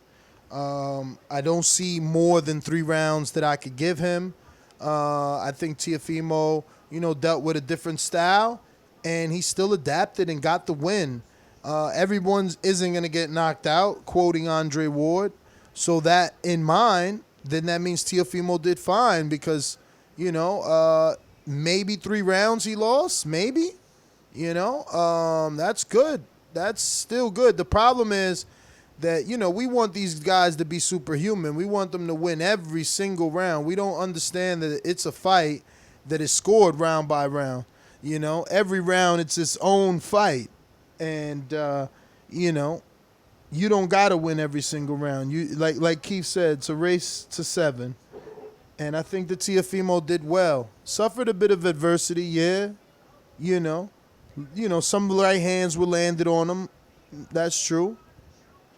But ultimately, I think he did okay. I think they were really harsh, again, with their criticism of him because it's like, they're talking about this shoulder roll, and it's like, yo, all right, well, if we're only going to allow the person that invented it to do it or to get credit for using it, it's difficult. Like, Teofimo got caught with some right hands, and Ward felt like the shoulder roll isn't the right thing to be doing at the time that he was doing it, and maybe, but it's a fight, man. People gonna get hit, man. Floyd got hit, man. I'm not jumping off the Teofimo hype train. But what I will ask you, Mike, is what were they talking about when they kept saying, yo, family issues? Like, I ain't get it. What issues he having? I didn't get that either. I'm outside the loop when it comes to that. I didn't know. They kept saying, yo, he's going through this and the family issues, and because that comes into play. They kept mentioning that he was going through something, I don't know, man. I don't have the slightest idea. Well, again, I don't think that his performance was bad. Maybe 3 rounds, the most you could give Nakatani. So, Teofimo moves on, man. He moves on. I didn't watch the Maxim. Huh? You didn't watch that fight? Sabril, Matias, and Maxim? Nah. Oh, man. But I do want to say this, and I'm going to double check it as I speak it. Earlier today, if you went to the ESPN Plus app, Mike, can you go to your ESPN Plus as we talk, champ, and just look for Top Rank and look for the Teofimo fight? Can't find it? You can find it. It's under replays on demand, and it's still not accessible. Bruh, they trying to scrub the internet of that fight. And the thing is, it wasn't that bad. He didn't get beat up. His face isn't all red or sweat. I mean, Keith Thurman looks like he went through more of a war than Teofimo. My nigga, do you know how hard it was for me to find my nigga Matias' first name? I'm looking everywhere.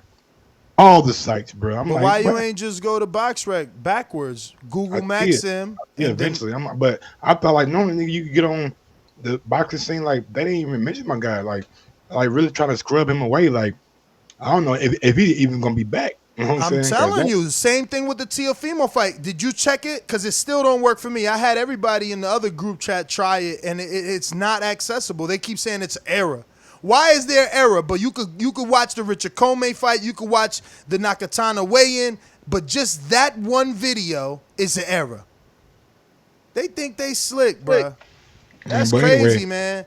You gotta watch out, man. The propaganda, the machine is out in full force. Someone go to their ESPN, because is it a thing that where it's just me? And I doubt, because again, all the people in the group chat having the same issue. But Matias was losing the first couple of rounds. I'm saying first 2 or 3 rounds, but after that, man, he bit down on his gum shield and just started really imposing his will on Maxim. And I mean, Maxim was like after like the 8th or 9th round, you were like, damn, man, did he maybe receiving a little bit too much punishment?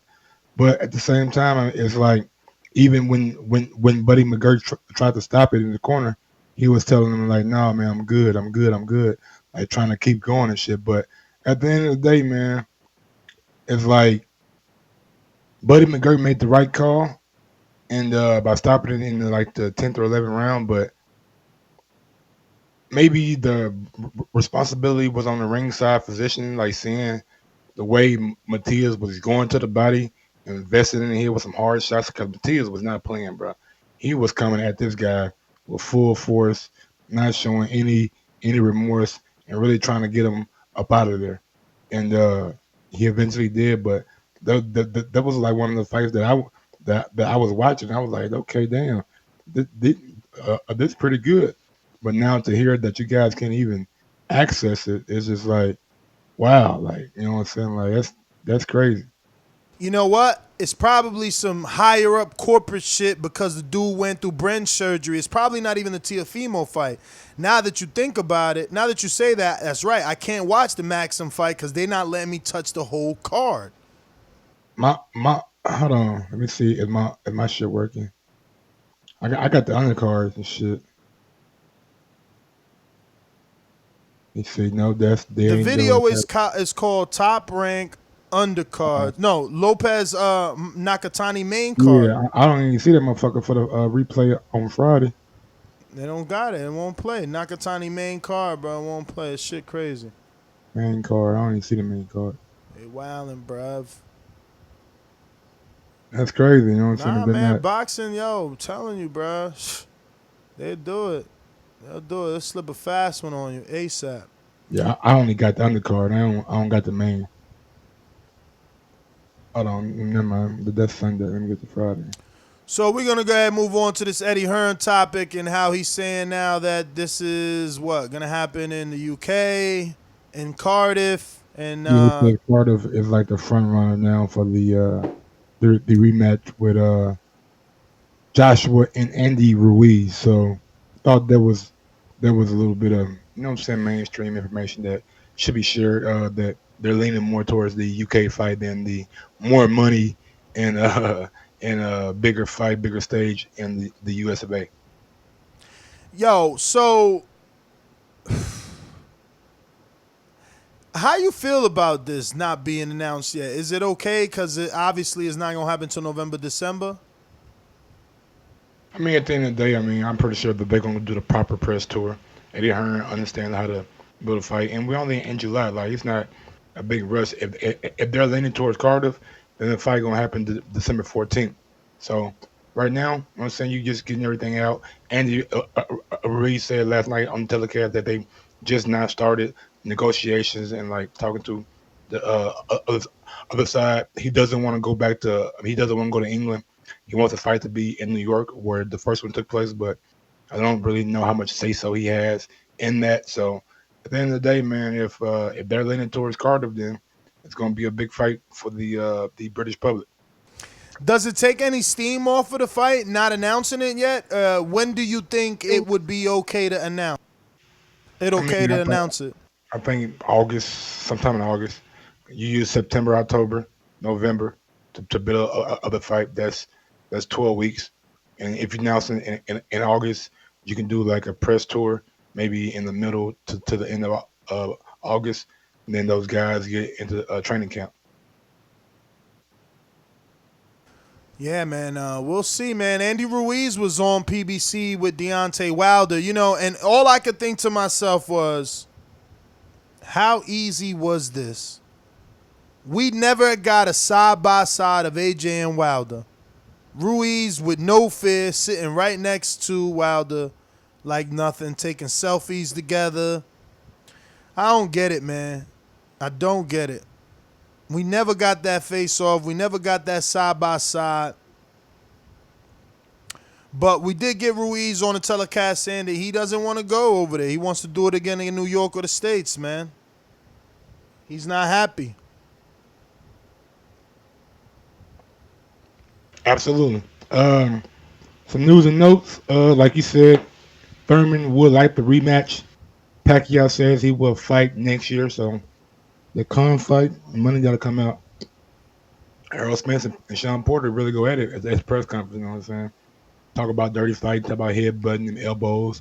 Errol Spence said he'll get dirty right along with him and use his elbows and head if he has to.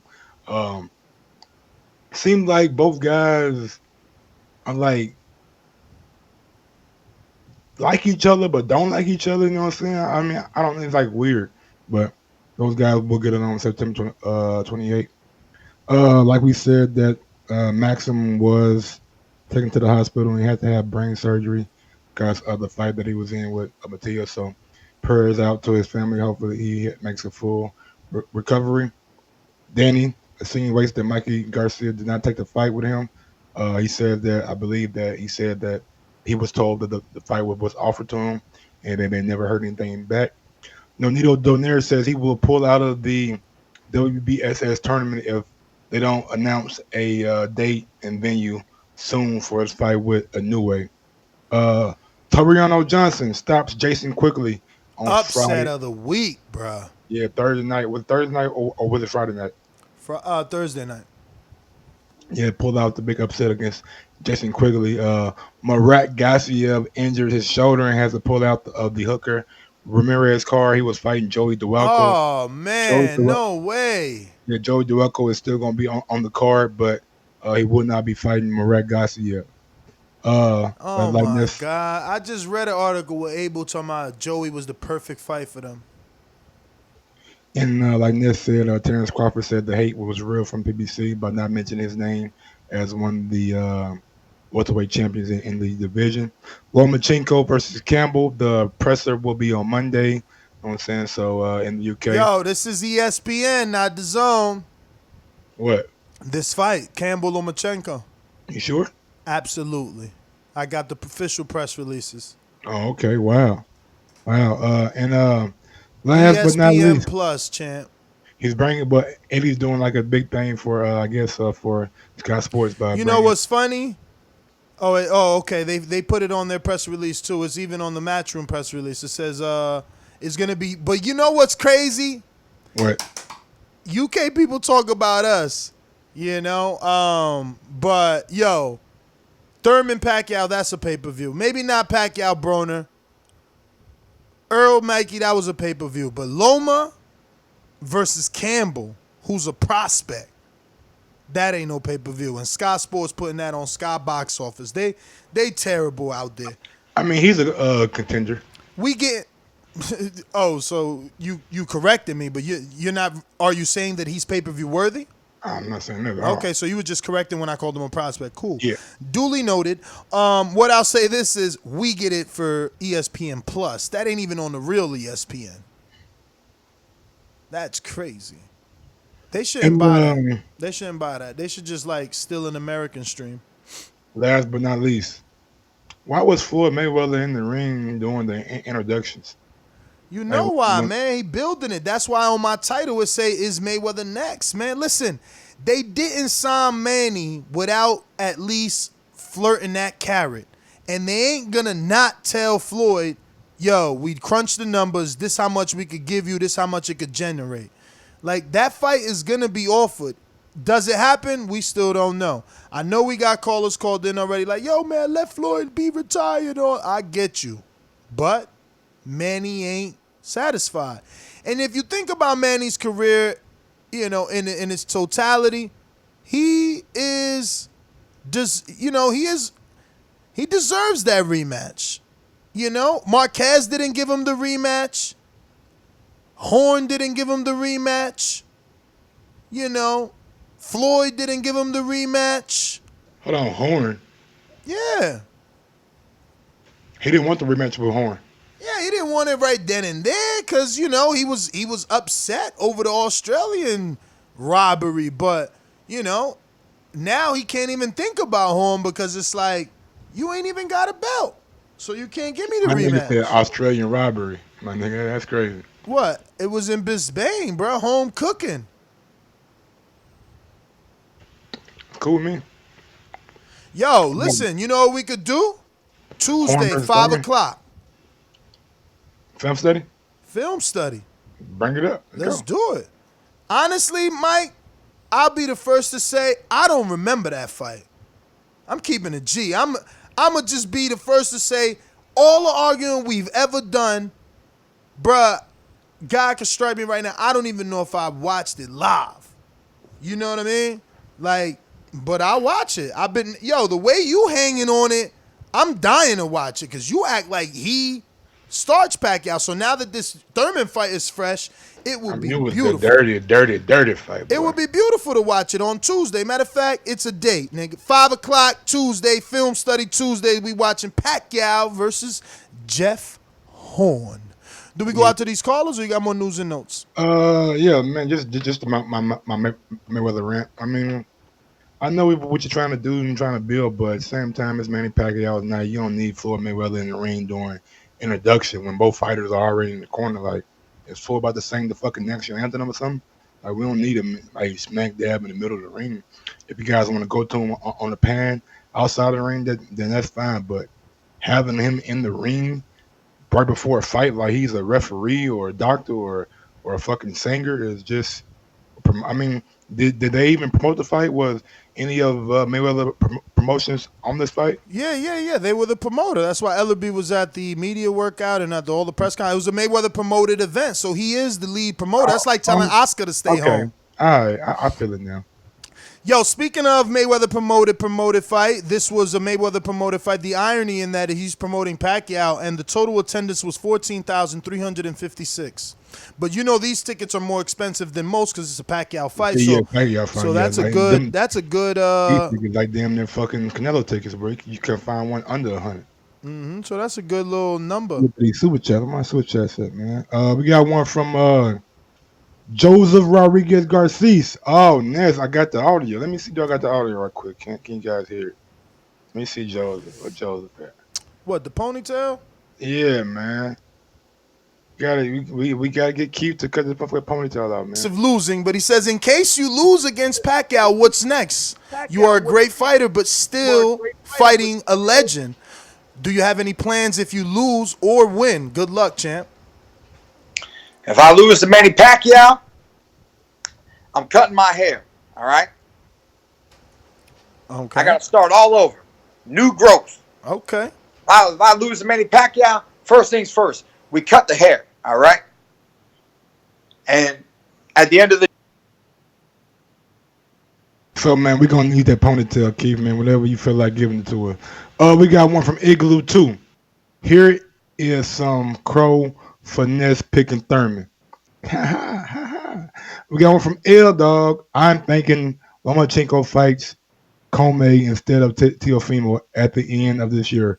More money for Comey, and if Loma wants it, then Bob will give it to him, especially after Teo's last bout. And we got one from Rod 870. Yes! Anyone that says Hearn won that pack fight is full of shit. 100. Yeah, we got some. We got a film study to do then. He's talking to you, champ. Hold on, let me make sure, bro. Hold on, let me know before you go to callers. I picked Omar, so I got that one. I picked Rivas. Give me that one. Oh, you mean Crozy? Yep.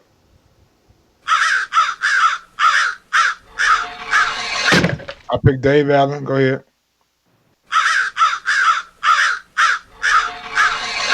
You picked Dave Allen. Go ahead.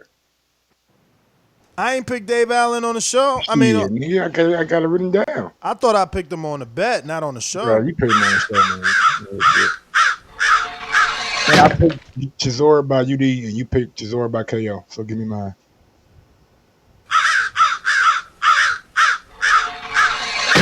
All right, that's it right there, man. Y'all make sure when y'all call in with y'all name first, goddamn.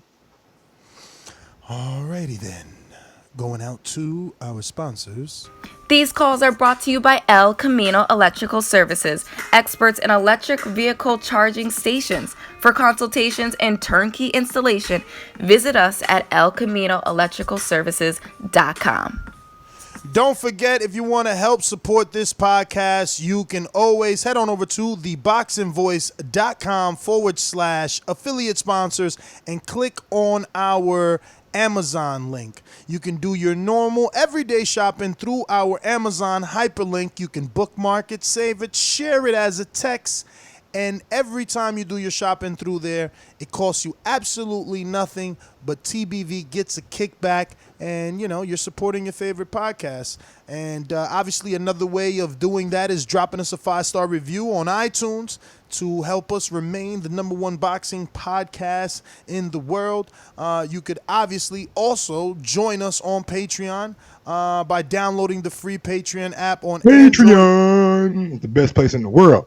Sorry about the mess. On Android or iPhone app market, so that you can be Bro, part of. I already got my fucking Rivas Crow, man. God damn, y'all. I said I picked Rivas, nigga. How many times do y'all want me to say it? Join us Monday for Untitled, as the topics post is already out on Patreon. So if you want us to answer anything specific, drop it in the Untitled topics in question post. We'll be doing Untitled tomorrow at 5 p.m. And Tuesday, we'll be doing Film Study Tuesday on Manny Pacquiao versus Jeff Horn. Let me go out to the callers. Remember to rate us 5 stars on iTunes. We have Big Supermex Mastermind. What Joe's name is? Huh? Trying to find Joe's name. All right, Big Supermex, what it do? Go ahead, let me get an order of Southern Fried Crow for Keith Thurman. Yeah. But I will say, I told y'all that, man, Omar Figueroa got no business at 147, man. He ate himself up there. And real quick, if you actually watched any other broadcasts besides the ESPN one, every other, like Box Nation and everybody else, they had Jeff Horn winning the fight. You guys got to keep in mind, they pushed it like Pacquiao got robbed, but Pacquiao was a newly signed ESPN fighter. They were going to build their stable around him. So you got to kind of, keep that in perspective. Last night's fight, man, I don't know what else to say. We talked a big game for Keith. Keith let us down. So we need that ponytail. We need you to call Mr. Gibbs on Skype, get a live feed, and we need to go ahead and clip that for us, buddy. He ain't let me down. You know what? I mean, it was a close fight, Ness, but at the end of the day, I expected him to. It ain't even about being close. Over Pacquiao. It ain't even about being close. I'm just saying he ain't let me down. He fought, and the more I think about it, the more I check resumes, I can't think of another fighter that did a better job than him, other than the people that beat him. You gotta see the fucking silver lining. Look at this. The I grass just is can't. always green on the other side. I just can't. My man didn't lose. Only My people. man didn't get beat up. Look at his resume. No, Fuck, not. look at his I'm resume. talking about. I'm talking about. I'm talking about. Fuck the fight last night, No, dog. no, Fuck Mike. the That's fight not what last I'm night. saying. Look at That's his not what I'm resume. saying. That's not what I'm saying. That's what you hearing. That's not what I'm saying. I'm saying the people that beat Pacquiao are first ballot Hall of Famers or great. Jeff Horn, the first ballot. First ballot Hall of Famers or great. Jeff Okay. Horn, great. And Keith Thurman didn't get the win, but he did A-OK. He did A-OK. But I like that, man. You still support your fighter even after a loss, because one loss doesn't diminish you. Oh, yeah, man. This out here Bruh, making did you see highly remembered. Bro, just name another fighter that landed that many right hands on Pacquiao. Not even Floyd, bruh. Not even Floyd. Like, y'all disrespecting Thurman, man. One time just showed y'all. He separated himself. Why? My nigga said he separated. Look, man, either way, he's going to lose to Errol Spence, so that don't even matter. The best welterweight is Errol Spence. We all know it. We all know it. I don't know nothing about all that. Mike knows it. They still got to prove it, man. Yeah. Thurman should stay away from Errol Spence. I see why he did. They still got to prove it. And then you got Teofimo Lopez, man. Look, I, at this point right now in his career, this isn't saying that he can't be great or he won't be great, but man, he ain't got no business in the ring with Lomachenko at this point. In my opinion, I think that's a bad. I mean, you could bounce back from a loss against someone like that. You know, look how Canelo's career came back, but I don't know, man. I just wouldn't do that right now. That's what I'm saying. Why is the internet acting like this with Teofimo? He lost 2 or 3 rounds. People acting like he lost. No. He probably about like 7-5. I'm not saying he lost it, but I'm saying it's 7-5, 8-4. Is against Lomachenko. 16, 112, he's not ready for that yet. Like around it wasn't a blowout of. Yeah. Okay. You said 8-4. That's one more round than what I'm saying. 8-4. Yes. He won 45 rounds. Nah, not 7-5. Not 7-5. All right. But what I'm saying is, when you step up that level to Lomachenko, he's not ready for that level just yet. I ain't see 7-5 with Nakatani. I ain't see that. My nigga, you didn't even watch the fight. What the fuck is wrong with you? Who told you that? And did I ever say that? No, I didn't. I said they don't let you see it on ESPN. What you think? I ain't go on YouTube and check it? I can send you the link. The highlights on Instagram. What? I ain't say that today. I ain't say nothing. In the past, I tell you I watch highlights on it. I ain't say that today. Hey, y'all just rewind the video that we on right now. Y'all will hear it. That I said I watch Instagram highlights of Teofimo Lopez? Mike, you wrong, bro. I didn't say that. All right, just rewind the tape. Oh, my God. You're bugging. Bro, I watched that fight. And you have my YouTube account. You could check the fucking history on YouTube. It's right there. Get out of here. Hey, my bad there. Bro, that's why I was asking you, did you think Andre Ward and them was being harsh? What you talking about? They was fucking extra on him, and he ain't bruised up. You fell asleep on there, nigga. I fell asleep on Okolie, man. You need to wake up. You need to wake up. This motherfucker over here trying to make me look like a liar. My bad, bro. You fell asleep on Okolie. Hey, that shit was like 2 in the afternoon with Okolie. Snooze fest. I woke up like 5 on that motherfucker. Like, what the hell? Yeah, Nakatani maintained the fight, though, man. Y'all got to stop condemning goddamn Teofimo. Hell yeah. He ain't even do that good, man. Yo, man, I ain't watched the fight. Every time Teofimo landed a fucking right hand, bro, my man looked like Gumby. I know that I'm showing my age, but, bro, the way he... You know what? Nakatani got glue on his feet, but go back and watch the motherfucking replays. Bruh, he would get hit with the right hand, and his whole body would turn into a U, like a horseshoe. He'd be like almost about to get hit with the right hand, nigga. He coming right back forward. Man, he trying to land some shit. That's what I think. I don't know. Jeez Louise, bro. Yeah, man. You probably need to watch that fight again, just like we about to watch Jeff fucking Horn again. Because I thought Nakatani was on the front foot the end of the whole fight. But hey, Nakatani could have been on the front foot, and Nakatani could have had success. I'm telling you, there are numerous times that are evident when Teofimo lands right hand, my man body fucking turns into a U. It's crazy. It's crazy how he stays off, like his feet stay on the floor, but his head goes towards the ground, man. I'm telling you, watch the fight again.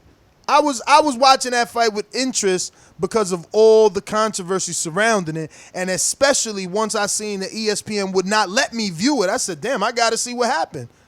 And my man was getting hit with some shit. He was getting hit with some shit, okay? Yeah, he had a success on Teofimo with the right hand because Teofimo was doing the shoulder roll, and my man had a long jab. So he would shoot the jab and get Teofimo to bend into the shoulder roll where he's putting his left elbow up in the air, and then he'd be wide open for the overhand right as long as if it was looping from the top. But whatever, man. Callers, man. This nigga trying to say I ain't watched the fight, yo, Mike. I'm gonna beat your ass. Did you watch it? I just said I watched it. Why you playing, man? Cornball. Hey, man. Who we got on deck, man? Who we got on deck? I think we got. Yup. No, that ain't even. Blue. You know where you at, N.O.? Call in with that flute. Yo, me and N.O. went at it this afternoon. He be hating, man. Hating on Keith, bruh. Hating on Keith. You can't name a welterweight did better than Keith. Hey, look at him. Can't name one. Not even first ballot Hall of Famer Shane Mosley. Can't wait to motherfucking Tuesday. We'll do that Jeff Horn. Not even first ballot Hall of Famer you can name. Jeff Horn, first ballot, y'all. Let's go. Man, you just heard Rue paid a super chat to tell you. They was riding. They said, all right, well, he paid a super chat to tell you that you bugging. He paid a super chat to tell you bugging. Ride God now, nigga. Just like your opinion. You ain't God. You ain't God.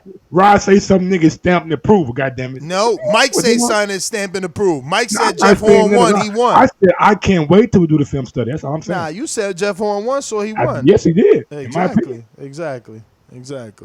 Maybe could have went either way. Either way. We gonna score. Don't worry about it. We gonna score. That ninth round though, nigga. That 10th round, nigga. Jeff Horn should have been stopped. All right, we got Boomerang in Kansas City. Mac, talk to me. What up, Kansas City, Mac?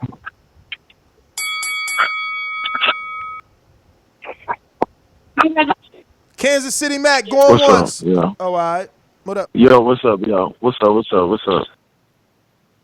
I can't even call, man. I had it 7-5. Can you hear me? Yeah, man. We hear you. Yes, sir. Yeah, I'm calling in to eat crow, man. I had it for Thurman too. But that crow. You picked Thurman? Whatever. Well, hot sauce. Yeah, I picked Thurman. I had a 7-5, but I thought Thurman was gonna pull it off. You know, still some things behind it, but I'm not gonna say too much into that. But you know, the whole drug testing, that's suspicious. But Thurman did what he was supposed to do, but it wasn't enough. Pacquiao got the win, so I'm gonna eat crow with that hot sauce.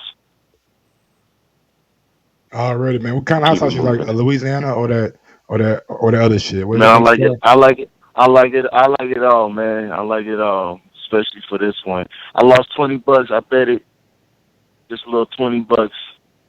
I thought Thurman was gonna edge it off with the split. Even when it was a split, I had a feeling he was gonna win, but they still gave it to Pacquiao. But whatever, he still made me upset. Bruh, Roach even said it, man. Thurman doesn't go down, that fight's a draw, man. He shouldn't have went down in the first round. Yeah, I mean, look, listen, man, listen. You in there with Manny Pacquiao. You know, and Karma's a motherfucker. I keep telling y'all Karma's real. He was talking about T-Rex arms. He running around the ring talking about, and that's what Pacquiao hit his ass with. Put him down. Karma's a motherfucker. But he was humble, man. If you watch that post-fight interview with the orange shirt and the beat-up face, he was humbled as fuck. He did give him that. He did in the post. But that testing, and then if he gonna move forward with that and do something. All right, Kansas City Mac, man. Thanks for calling in, big dog.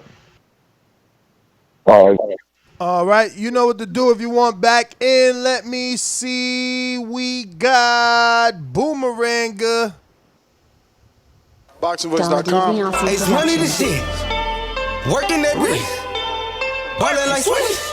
Diamonds wet like a fish. Pull up with them sticks. Come fuck with the clique. We fucked on your bitch. She sucking the dick. I'm whipping it up. Hey yo, what's going on? It's your boy H Money, Mr. DAZN, the Boxing Voice 2019 Rookie of the Year. And I want to say, Mike, you was right all along. Manny Pacquiao is definitely one of the greatest fighters of all time. An 8-division world champion. He's the only fighter in the history of boxing to move up 8 weight classes. This is incredible. Winning his 9th world title, I just got to say, I mean, he's one of the greatest of all time. I mean, the debate is up there.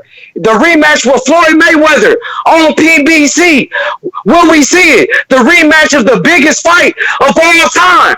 Will we see it? Manny Pacquiao had a shoulder injury in the first fight. We all know the controversy. Controversy sell. You know what I'm saying? Will it happen? Floyd Mayweather was at the fight. Money Mayweather, fresher than a dog. He was over there, chains on and everything. The boy flashy. You know what I'm saying? Hey, let's make it happen. Devin Haney, the next Floyd Mayweather. I'm just saying. I mean, next week, the unification bout, Maurice Hooker versus Jose Ramirez on DAZN. It's going to happen. Eddie Hearn, Matchroom Boxing, Mikey Garcia, Virgil Ortiz, Canelo Alvarez, Andy Ruiz. Let's talk about Jaime Munguia. Let's talk about Juan Francisco Estrada, Mexican champions on DAZN. Mikey Garcia makes another one. I love Mikey Garcia doing pay-per-views. 47,000 with Errol Spence on pay-per-view. PBC. Shout outs to PBC, man. They making moves. You know what I'm saying? Hey, yo, Ness, what you think about it? All the belts, 140, the light welterweight division, all the belts on DAZN. Maurice Hooker, John Saylor, Regis Prograde. Mike, your first interview, Regis Prograde. Come on now, Mike. Mikey Garcia in there. He gonna get all the belts with Eddie Hearn and Matchroom Boxing. Viva Mexico. Demetrius Andrade and Canelo. Let's go. Let's go. Let's do it. Undisputed match for all the belts. Deontay Wilder and Ness in the UK this week. Let's go, Ness. I got some more money. H money, man. More money unlimited. You feel me? I got the most money. I got the most money on TVV. What's up? I'm gonna donate some more money. Hey, Mr. PBC, match me. You ain't got no money. You broke as fuck. That's why Mikey Garcia leaving you. That's why he coming to DAZN. You broke as fuck. We in here, man. Hey, Boomerang Gang, I'm coming back. Let's go. But no one can stop me, really. Oh, there's a king croc right there. This croc has enough power in its jaws to whip my head right off. Dollar DiBiase Productions. You gotta be the legend to become a legend. Honestly, it's unbeatable. You gotta be the legend to become a legend. Alex, hey, what up, brother? What's going on, bro? Look, this is more a gloating call than anything. I just called in to say, Ness, I told you how to win some free money on Pacquiao. You didn't listen to me. I told my brother JD how to win money on Pacquiao. No one listens to me, but hopefully you boys listen to the betting guru from now on, you know? I told you all Pacquiao would win. His little T-Rex arms did the job. It was a good fight, good little scrap. I think Thurman put up a better fight than I expected, to be honest. But I still, man, that thrashing was beautiful. Right at the start of the fight, you know, the whole time I was sitting with my girl saying Ness must be crying, tearing up a little bit. And, yeah, it was just great to watch, you know. And that's all, really. That's all I got for you. Yo, but could you answer this question? I've been asking people. Who, outside of the people that beat Pacquiao, have done better than Thurman? Marquez in Marquez's losses. Yeah, but Marquez won. Marquez holds, when he lost. Marquez when he holds lost, one of the but I just can't put Marquez in that category because he holds one of the most, you know, coveted wins over Pacquiao. He knocked him out cold. Like, that trumps everything. That makes his argument that the other fights were robberies. You know, his thing was always politics. And then that's why he knocked him out. He never gave him the rematch. And he's a legend. That's what I'm saying. That's my argument. People are saying, oh, well, Marquette. Well, that's a first ballot Hall of Famer. He shared the ring with Pacquiao 4 times and with Mayweather once. And Thurman is now compared to that. Beautiful. We'll take it. Hold on. We'll take it. We'll take it. All right. Weren't you the same Ness that was saying when Hearn beat Pacquiao, Pacquiao looked aged, he's aging, and now he's an even further aged Pacquiao at the age of 40. Did he look aged to you? I'm the one that said that's a massive win for Hearn. Did he look aged to you? No, but I'm the one that's been consistent about it. I'm not talking about Hearn. I'm talking about in this fight with Keith. Did this Pacquiao look aged? No. Exactly. He looked rejuvenated. But you're the one that said he looked aged like 2 years ago. So that's what I'm trying to say. I didn't say he looked aged. I'm using your words. words. But listen, that could also be because the fight was in Brisbane. It's totally a different time zone. Like, same thing like Efe. He looked slow tonight. He looked sluggish. He tap dancing like a motherfucker. He tried. I mean, you calling it tap dancing. Tap dancing with me be rambling. Goddamn it, I love it. Nah, I'm just nice. I'm just nice. I'm just nice. I'm just nice. You heard him. You still in his call. You still in his call, but you heard him bring up Marquez. Compare Thurman with Marquez, son. No, Thurman's great. I'm not. Look, of course he's great. Of course he's great. Thurman's got a win against Porter and Danny Garcia. I'm not saying. I just said it. Like, look, we're talking about an 8-division world champion. Pacquiao's no joke, man. There's great fighters, and then there's fighters that are just, they break that ceiling, like the Mayweathers, the Pacquiaos, I believe the Lomachenkos. Like, these fighters separate themselves from the Mosleys, the Thurmans, the Cottos, you know what I mean? Like, Thurman just separated himself from Margarito, Shane Mosley, multiple people, Broner. Well, not really. I mean, Margarito and he put hands on Pacquiao, all right? And Margarito got his face broken. Don't forget that. I mean, but those guys wasn't 31 when they fought Pacquiao in prime of their career. Oh, really? Shane Mosley wasn't 31. Maybe Shane. So be specific. Don't say those Margarito? guys. Don't say those guys. Was Margarito 31? I mean, I bet you he was in his prime. He was considered. He was what? He wasn't out of his prime. I mean, he was considered the guy he was dangerous throughout his whole career. The guy who used loaded raps, and the guy that got his ass put by Shane Mosley and Cotto when they found out that he used loaded raps. I will have to check to see was that before or after he got popped. It was after. Because I don't know. Did he fight? So Pacquiao fought Mosley, then fought Margarito, or he fought Margarito, then fought Mosley? I think Mosley fought Margarito first. See, we got to go through the resume because that's what I'm saying. It all matters. But I'm just being honest here. You know, I'm just being honest here. Margarito's always dangerous. There was no part of his career that he wasn't dangerous until, God rest my soul for saying this shit, but until his eyes didn't line up anymore, that's when, you know, he was when he started looking like Sloth from the Goonies. But when he was like regular Margarito badass with the fucking black glasses in the press conferences and shit, yo, that Margarito, he was putting fear in people's heart, dog. Yo, that 54-pound Margarito, I wish he still existed to see like him. He would like that version, that year of Margarito versus Jaime, he'll run through Jaime and leave him bloody. But now we know he had raps, man. But that's why his fights was like that. It was bloody. It was crazy, yo. I still remember the Paul Williams fight. That shit, I don't remember if it was bloody, that one. But damn, how many punches, bro. And I remember Paul winning that fight without us knowing whether or not them raps was his or not. You know what I'm saying? Like, Shane, Nazeem Richardson ain't pop him in Shane's locker room, or rather in the opposing locker room, till many years after. So I don't even know. But whatever, back to the callers, man. Mike over here trying to make me look bad, always. I'm just bringing up the facts, man. What facts is that? People got to know about Margarito and who was it? Shane Mosley. You know what I'm saying? Shane Mosley beat Margarito before Pacquiao beat him. Shane Mosley beat Margarito before Pacquiao beat him. Probably, but that's top ranked diet, man. They always did it that way. The same way that Mayweather beat Mosley before Pacquiao fought him. You know, Mayweather beat Hatton before Pacquiao fought him. Mayweather beat De La Hoya before Pacquiao fought him. That's just how Top Rank does their business. You know what I mean? That's why I'm telling you that it's in there. This is exactly what they do. So they might send Thurman an offer now for Crawford because that's what they do.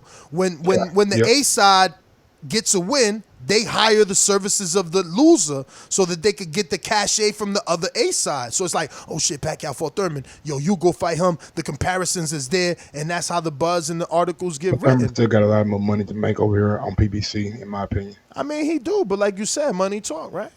Let that money do the talking. Let that bread do the talking.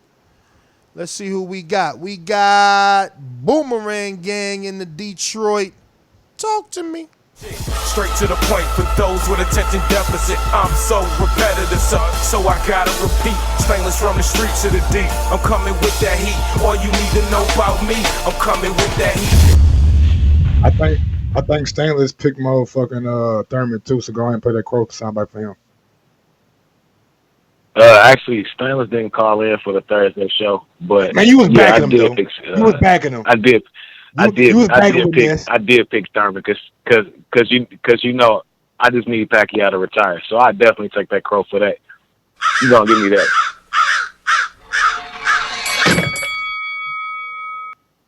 Yeah, nothing else. I'm definitely a man of my word. You know what I'm saying? And I ain't scared to eat no crow. You know what I'm saying? I've talked enough about Pacquiao in the Thurman thing. I kind of want to talk about Teofimo for a minute. You know what I'm saying? Because I did hear him come up.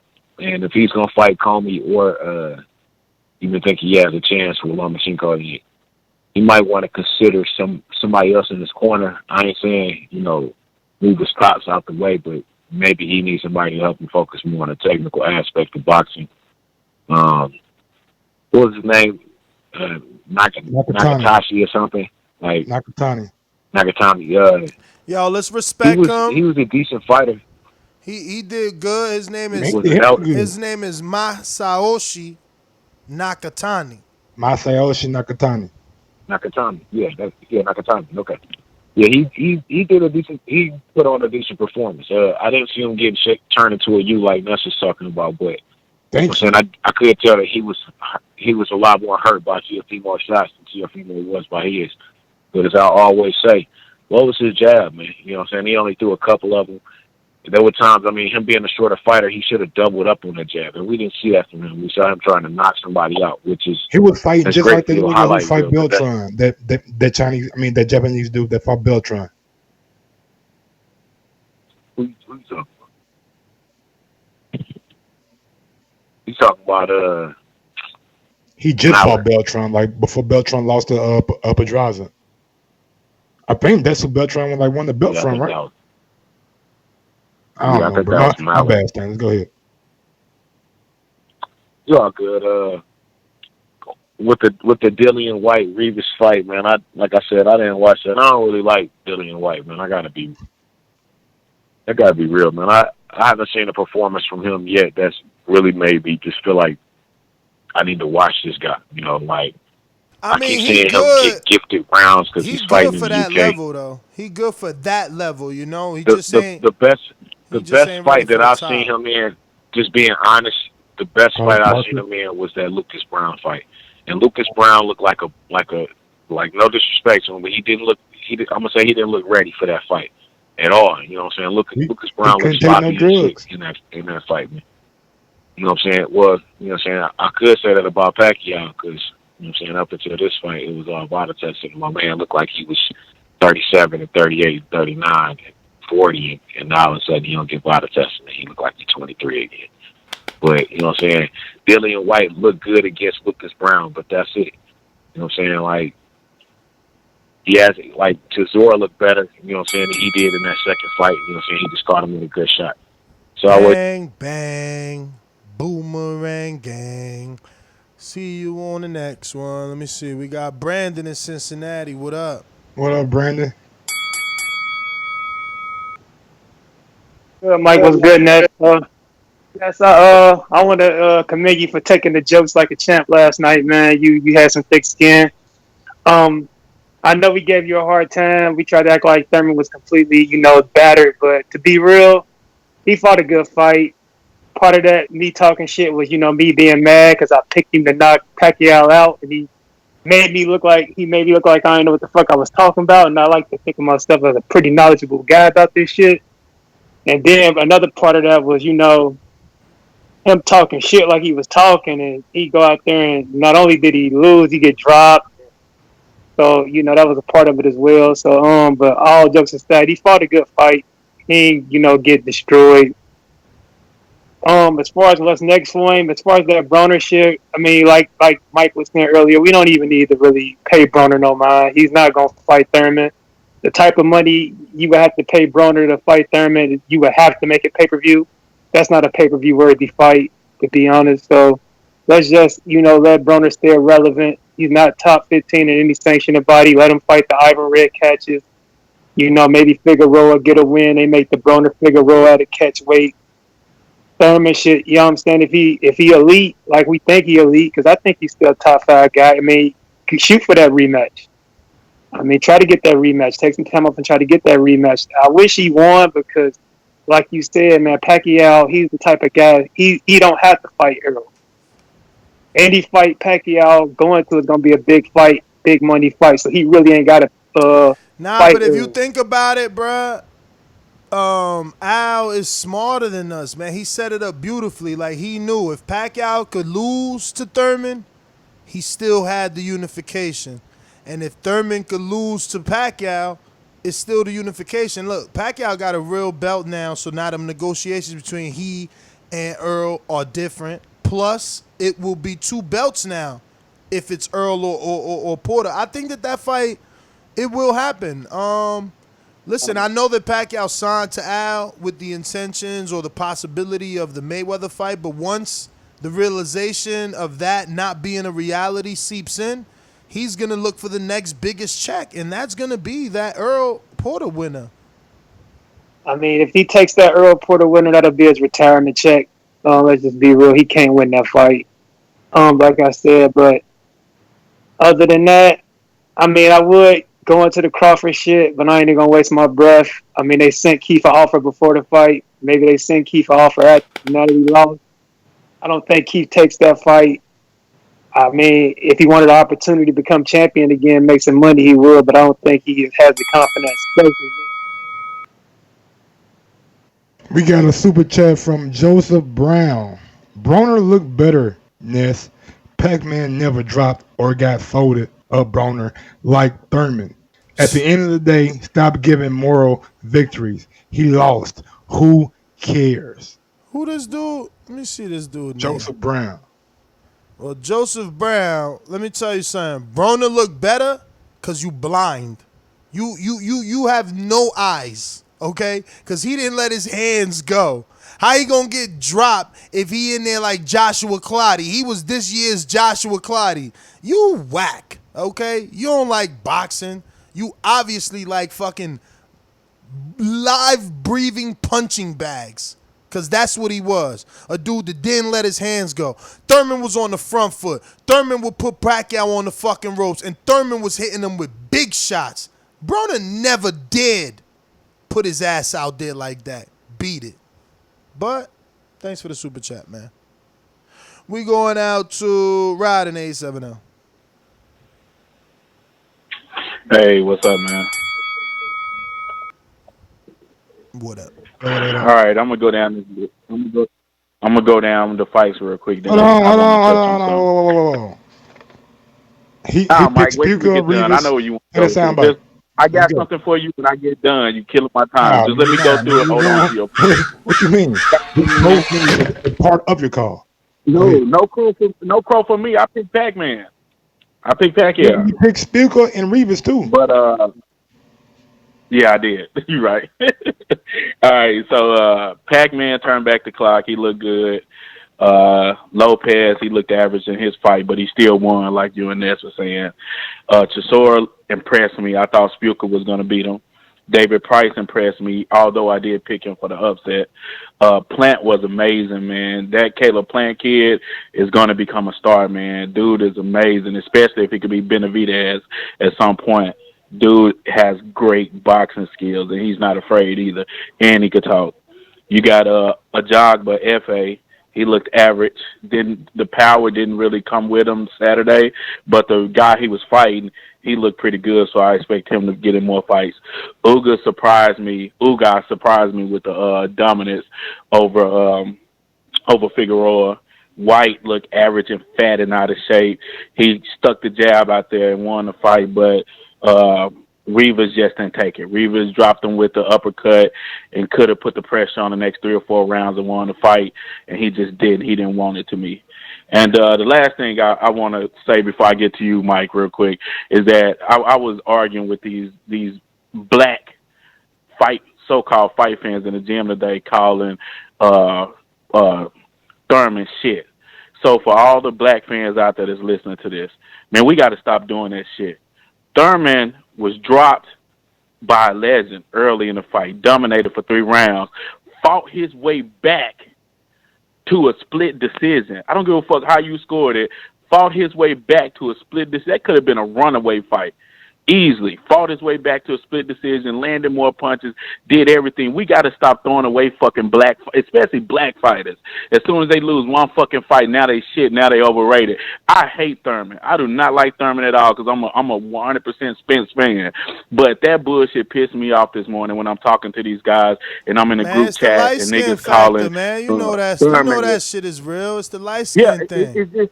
It's just crazy, man. It's crazy to me. And the thing about it is, I watch UFC fans have fighters with fucking 6 losses, and they would swear on God that those guys are badasses, and they still watch them fight. They're bad as fuck. And they'll pick them over boxers. Exactly. And that's what. And when they did Thurman like that, this morning I started going down Thurman resume. They turned me into a Thurman fan. But Mike, the last thing I'll say is this. I mean, I've been a Thurman fan. I mean, you had to wake up. Listen, everybody got to take the red pill or the blue pill, man. It's up to you to wake up. You know what I'm saying? Some people still plugged in. They still plugged in, man. What could I say? I think it's more of our culture than us bashing and really meaning that shit. You know what I'm saying? Like, man, we watch sports, nigga. Next day, talk about it with your boys in the gym. You gonna bash that nigga. Y'all gonna make jokes about him. You know what I'm saying? Y'all ain't gonna. I don't think y'all mean it with malice intent. I think it's just like the water cooler or whatever kind of talk. You know what I'm saying? That man have. We talk shit. That's what we do. We slide in jokes. We slide in insults. So don't take it personal. I mean, I hear you, man. I hear you. Just, respect, man. Just respect. Respect a true champ, bruh. You know what I'm saying? Legend status. I could see that's going to be him. He's not a champ no more. I could see that's going to be him because Marquez took losses, and he's a first ballot Hall of Famer. Shane Mosley took losses, first ballot Hall of Famer. Miguel Cotto, first ballot Hall of Famer. Pacquiao, first Hall of Famer, Oscar, Bernard.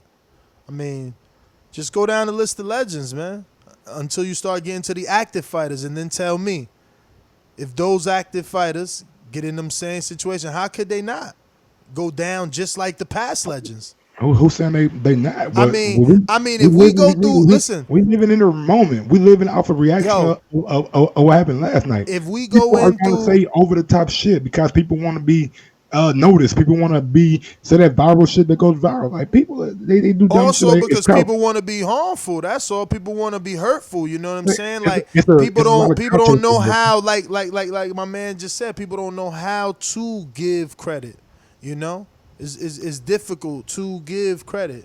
And it's sad because, I never understand that shit. Like, why the fuck do I need you to give me credit when Keith Thurman came into the podium last night like a true champion, didn't duck away, didn't run off, did a post-fight press conference, you know what I'm saying, answered all the questions, and answered them with respect and integrity. If Manny Pacquiao gave you the credit, why the fuck do you need a motherfucking who's 400 pounds probably sleeping but we never said Keith. We never said Keith wanted it though. We never said Keith wanted it or needed it. We just saying that as boxing fans, we should. But all right, whatever. Touchy subject for you. Troy in Baltimore, talk to me. Yes, sir. Oh man, I'm not even gonna talk about Mike's hate hate for my people anymore tonight. He's still hating Jamaicans, Mike. I don't understand why, man. But it's all right. What fight were you watching? Now, Pacquiao won, but this is you, Nesta, I'm speaking to. You said he looked rejuvenated? No. He's just...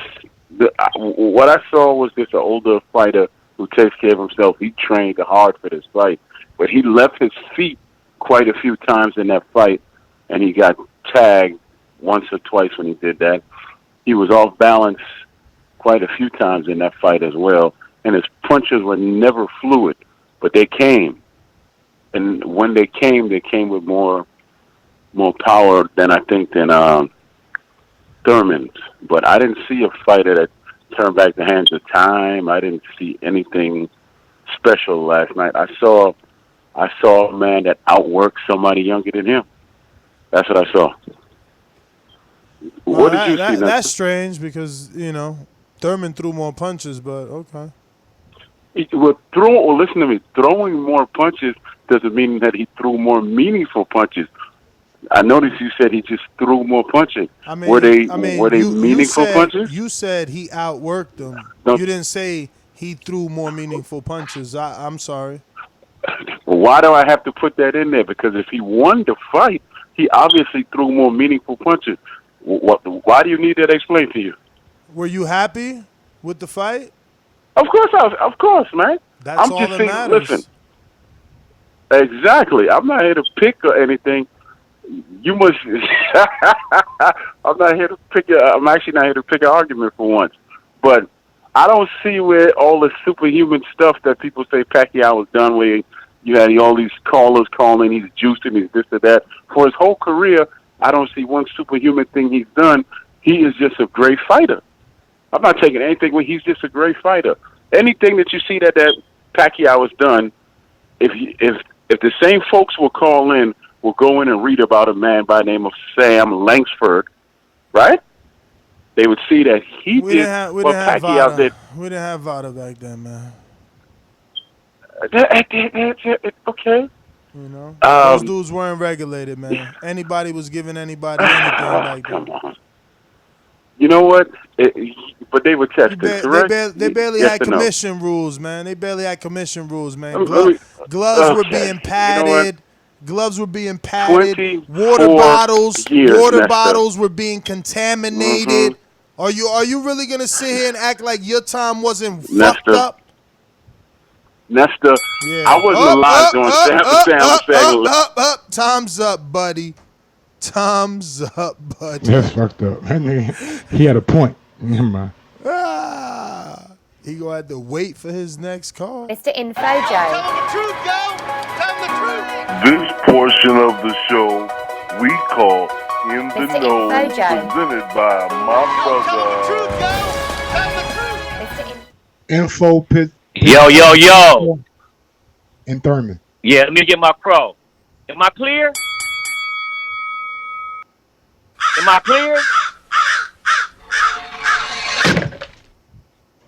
Joe, what it do? Yo, am I clear? Yeah, we hear you. Yo, what's up, fam? All right. Yo, AJ fans, this is how it's done. Eat your crow and keep pushing. You don't have to disappear when your favorite fighter takes his first loss. Yo, shout out to the boxing gods for an entertaining weekend of fights. Yo, shout out to Manny Pacquiao, the legend. Shout out to Keith Thurman. It was a very competitive fight. I think the split decision was fair in my opinion. Thurman did outland Manny Pacquiao, but like Freddie Roach said, the knockout made the difference. Thurman showed heart. He went toe-to-toe. Thurman landed 192 punches on Pac, more than Pac's last 43 opponents. Yo, I went to all the pro Pacquiao channels to get their post-fight reaction, mostly white and Filipino. And I was shocked after all that shit talking Thurman did. They gave Thurman high praise, saying he didn't run like Broner. He fought like a warrior. They had respect for him. He's a good champion. But, yo, I went to the quote-unquote black channels, not all, but some, and they shitting on Thurman, calling him a bum. He's a pussy. He ain't shit. He was trash. And I'm like, whoa, how the fuck are these foreigners giving Thurman respect with his Cause they own wanted people Thurman. in his own fucking country? Because they wanted Thurman to on sacrifice himself. They wanted Thurman to sacrifice himself to Errol. They feel Errol is the better black fighter, so Thurman got to give himself up. No, this is what it is. Even if Thurman would have won, they still would have hated on him. I think of some of these niggas out here you're not listening. Still got that. Of course, because he got ain't that give Errol the mentality. fight. Nah, man, it's all about Errol. No, check this out. Earl. Check this out. If Keith would have won, they would have said Pacquiao was old because Thurman, in their mind, is ducking Errol. That might have some validity, but still, how the fuck is foreigners giving him more respect? After Thurman talked all that shit to Pacquiao fans, they gave him high praise. I think some of these dudes, some of these niggas, still got a slave mentality, and they hating on him because he light-skinned. Real talk. That shit still goes on in the black community. Hey, man, I'm 50 years old. I've seen that shit my whole life. The light-skinned girl got love. The dark-skinned girl got hate. The light-skinned guy got hate. And just like that. Man? Fucking slave mentality. What? Where y'all from, You know they be That's hating fucking on slave Drake. mentality thinking. He know they be hating on Drake info. He over here mad. But you nigga, got Drake Canadian. Americans don't like Canadians, nigga. What the fuck? Dog, Drake ain't Canadian, dog. He's not Canadian no more. He worldwide citizen now. Yeah. He raps so good, he allowed to be from Atlanta. No, man, but look here, man. The whole light skin, dark skin shit, man. I don't give any credence to it. Maybe that's how it was early in the day coming up, but with how social media is now, I think more people are conscious of that shit and they don't let that shit steer them. Because I mean, truth be told, give me a chocolate bitch any day of the week. I like me a chocolate motherfucker. But you is dark, bruh. I know, but what they're saying is, oh, you should. But no, I'm not tripping. Bruh, I mean, look, let's be real, man. The hate comes from the Errol fans, man. And the reason that the Filipinos ain't mad is because they ain't got a dog in that race. They not going to get on Earl's side because they know eventually Pacquiao got to come for them belts. So they not going to get on Earl's side. But, yeah, man, back to these phone lines. Yeah, motherfucker just think Earl is a better fighter. I don't think you got to do because Earl a little bit darker. I don't think that has anything to do with it. I mean, did you hear what he said? The comments, according to him, what they was calling him a bum. It's like, with that performance, how you call Keith a bum? Bro, people try to be outrageous when they have parties and some, bro. People say shit outlandish shit all the time. Don't make it true. I hear you, bro. Well, listen, Info Joe is entitled to come on this show. How often do they watch boxing? Bruh, Info Joe is entitled to come on this show and express his frustrations. If he ran across channels that was calling his champion a bum, this is the platform for him to do that. Who are you to tell him he can't do that just because you think that those... I'm just retorting what he said. No, you saying those dudes ain't real boxing fans, so ignore it. Okay, fuck them. Yes. How do we know how much intelligence about boxing do they got? Come on, bring them on the channel so I can fire their ass up. Wow. Next caller. He don't want to bring him on. He just want to fry him up without having him over here. But whatever, man. We going out to V in Jacksonville. Talk to me. JVille, what's up? No, Jaguars. V in Jacksonville. JVille, what's up, nigga? Jacksonville is short for JVille. God damn. Shit. This nigga Ness, boy, he don't watch no football. I don't watch no football. I mean, is he already talking? Damn. So anyway, listen, boom. So I was just thinking to myself, if Floyd does rematch Pacquiao, does that give Floyd all the belts? What? Doesn't Pacquiao have Thurman's belt now? Yeah, he got one belt. Yeah. And his little fake belt that he had too, you know what I mean? You can't have two belts. You can't have two of the same motherfucking station body, man. They don't do it like that. Oh, okay, bet. So anyway, so is Floyd putting himself back into the whole running? Does he want to potentially take a According to unification Leonard fight. Ellaby, Floyd Mayweather has no interest in boxing again. They asked him that question last night over 1,000,000 times. He said the same thing. Floyd has no interest in boxing Manny Pacquiao again, or any boxer for that matter of fact. I don't know, man. It was looking kind of crazy last night. You know, he was looking super present. You know what I mean? I don't know. You saw a lot of Floyd last night when the Pacquiao fight was in the area. I mean, you know. Yeah, but remember it's that getting he's the interesting. promoter. It was a Mayweather promoted pay-per-view. And he live in Las Vegas. Right. You're right. Damn. And the MGM stand for Mayweather getting money. But I do buy into your whole light skin theory, though. I think that's a factor. I've been saying that. You know what I mean? Like, it's just the truth. You know what I mean? I mean, Keith Thurman. It's the same thing with Steph Curry. You know what I'm saying? People be underrating Steph Curry for the same reason. It's just part of that whole Willie Lynch shit. It's been part of the black community for years, and has no signs of slowing down. You know what I mean?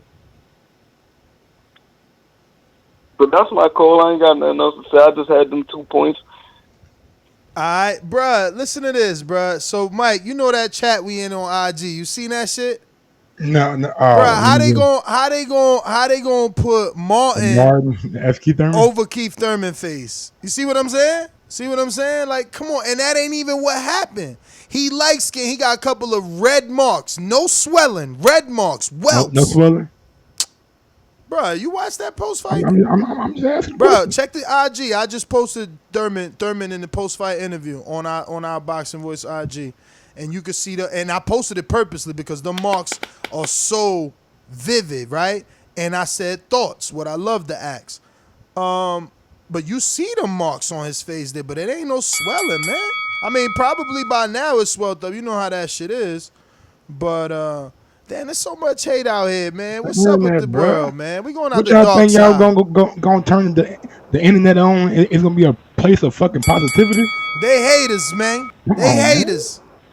They mad they can't beat I meant to say Thurman. Why they mad they can't beat Earl? No, you know why? Because I was copying Thurman. Thurman was telling Earl he mad he can't beat him. Yo, you gonna talk dark side? Dark side. Dark side. Welcome. Dark side. Oh, what's up? What's up, TGV? What up? Yo, props to hello. Yeah. Oh, okay. My bad. Yeah, man. Props to Pacquiao. I'm a little disappointed in Thurman, man. He was fighting a 40-year-old man. Fighting a 40-year-old man. I know y'all saying Pacquiao looked rejuvenated and all that, but I mean, he looked like he was like a 40-year-old virgin. He looked like he was 37. He looked like he was. That's what you mean by rejuvenated. He looked like he was 37, not 40. But still, I guess my thing is, I was thinking niggas Keith say was gonna be the guy. rejuvenated, and y'all go down to 37. Like, nigga, that was just like 3 years ago. I mean, his knees were still bad when he was 37. I'm saying that's what I'm saying. He still has saying he wasn't prime Pacquiao. That's what I'm saying. He's not prime. He ain't rejuvenated. My disappointment, like Keith is a good fighter. You know what I'm saying? He's a real, but I thought he was gonna be the next guy. So that's the only reason I'm saying I'm disappointed. Because like, if you're the next guy, facts. If you're the next guy, you're not gonna lose to no 40-year-old guy, man. I mean, the next guy when he fights the guy that was from the next generation, he beats him and takes the torch. So I'm thinking, I was thinking Keith or Errol. You know what I'm saying? I guess now it might be Spence. I was thinking Keith was gonna be that guy. So like, you know what I'm saying? Pacquiao's a legend or whatever and stuff. But I was thinking like Keith. Just by the way, Keith convinced me. He was like, okay, he's the next guy. So you know what I'm saying? He's gonna get in there with Pacquiao. So Pacquiao's a legend or whatever, but he's gonna take that torch. So that was really the only reason I was disappointed. You know, he did good or whatever. You know, Pacquiao's a legend, but I just thought Keith was that guy. And I mean, he's a good fighter, but he's not the guy. So, I mean, that's pretty much it. For sure, man. For sure, man. I hear you, man. I felt that way too, man. I was like thinking he was the If you're listening right now on YouTube, go ahead and smash that thumbs up button. It helps with the visibility of the show, helps us get bigger, and helps your friends, my friends, and all of our friends. Just makes this channel grow and make this channel reach people that it wouldn't normally reach, bring in more boxing fans, and let them become more knowledgeable with the greatest boxing podcast on the planet. Yo, I mean, PBC really went out the outside the box with this, yo. You seen all the footage, like live from the camera room, fighter camera follow, like yo, they did so much stuff to build interest, and the numbers on all of the videos that they put out, clips. I mean, they fucking CGI'd Keith's face and Pacquiao's face into an Incredible Hulk from the scene from the Avengers. Yo, they did mad shit. They did a cartoon with Pacquiao as a professor and Keith writing age is just the number on the chalkboard. Like, yo, they really getting innovative, man. I like that, man. They pushing, man. Lids Low, Decatur, Georgia, talk to me, man. I appreciate Low that. got wrong. Hold on. He picked Rivas. What's happening, y'all? I'm just gonna jump into the rest of the card. Whoa. You picked Rivas and you picked Allen. Yeah, I had to eat crow on that goddamn White and Rivas, and then who else? That goddamn Dave Allen. Yeah, David Allen, David Price. Yeah, but it's all good. It's all good. Shit. Let's see. Hey, Mike, let me ask you a question. I talked to Ned this morning, man. So, your giving opinion. Now, Ness, please don't get mad because I'm bringing Bud Crawford up. Please don't get mad. Hey, so off their performance last night, Mike, do you think Thurman can beat Bud? Oh, man, I didn't need that performance last night to tell me that Thurman couldn't beat Bud. Shout at my nigga. Alright, so another question. When goddamn Pacquiao had Thurman ass in trouble, do you think Bud would have finished him off? I don't know, man. I don't know. We seen Bud go to a decision with Beltran, and I just seen Beltran get stopped by Comey. So I don't know, man. Bud, man, but he's being hot. You know what I'm saying? And normally when he gets somebody hurt, he stays on the ass, and he does have better punch placement and punch selection, and stays at the range better when he gets somebody hurt. So possibility, yes, but for certain, I ain't gonna count Keith out like that. I dig. Okay, I'm gonna leave that alone now. Hey, but I want to go over to this Ugas and Figueroa. Now everybody calling in talking about they were digging how goddamn Ugas did. Shouted to me. That shit wasn't too good. I ain't like the fact that he was trying to stay on the inside with Figueroa. And by the way, Ness, to answer your question, do Figueroa belong at 147? The answer is no, dog. I'm gonna go ahead and say no. He throw a lot of punches, but it's like it's more to get points than to actually do something to somebody. You feel me? Yeah, But anytime you wearing winning gloves in a fight, you ain't trying to get a knockout. right. Yeah. And who else? Oh, that boy, what's his name? Ari or the dude that knocked out the guy from across the way. I can't think of his name. You talking about Richard Riakporhe or Aziz? It's God damn it. I can't think of that cat name, man. He was like Tazor. No, not Chidori. No, they was on Pacquiao and them card. He was the little Puerto Rican black kid Louis Nery? Yeah, Nery. Yeah. I liked that. That was a nice little scrap, child. Yeah, man, but fucking a new way got rid of dude in like 30 seconds. Checkmate boxing. Cut it. Talk to me. What up, Checkmate? Yo, what's going on, fellas? Hey, can you hear me? Yes, sir. Yeah. Hello? Yeah. Yeah, first of all, I want to say I gained some respect for Keith because I really had very little. I thought he was actually going to run, but he surprised me because he stood in there. I scored a 7-5 for Manny, so that's split decision. I didn't get that. I thought it was a clear 7-5. But he gained my respect because he did stand in there and fight. But also, of course, you know, the fact he's still ducking Errol. So, and you know, that's that. When it comes to what's his name? What's the Hondurans? What is his name? Lopez? Teofimo. I'm so sick of people downing him. this dude. First of all, he's 21 years old. He's 5'8". He fought a 6-foot guy who was 18-0, and okay, and he had a tough fight, but he overcame it and he won. People will have these double standards. Loma got smashed by Pedraza, got the panda eyes, and they praising him and made him number one. Man, I'm so sick of this propaganda they pushing. It's people allowed to have tough fights. He won. Move on. Get over that. You know. When it comes to who else? I had something else on my mind, but y'all surprised me because I was falling asleep waiting for y'all to call my name. But listen, that's it. I forgot I had something else to say, but you know, I'll rest it on that. But again, Thurman, I mean Pacquiao. Hey, the man, the fine age, he did what he had to do. When he hurt Keith to the body, though, I expected him to get more body. I actually picked Manny to knock Keith out because I thought he was going to purposely attack the body, but he didn't really have that body attack going. He hit it in spurts, but again, it was a well-earned fight. It was a great fight. Actually, the anticipation of it also, you know, good fight. And big ups to Dillian Whyte. Okay, he grew some balls because he finally fought a man. You know what I mean? So that was a good fight as well. So you know, that's it. Already checkmate boxing, man. Great call, big dog. Thanks for calling in.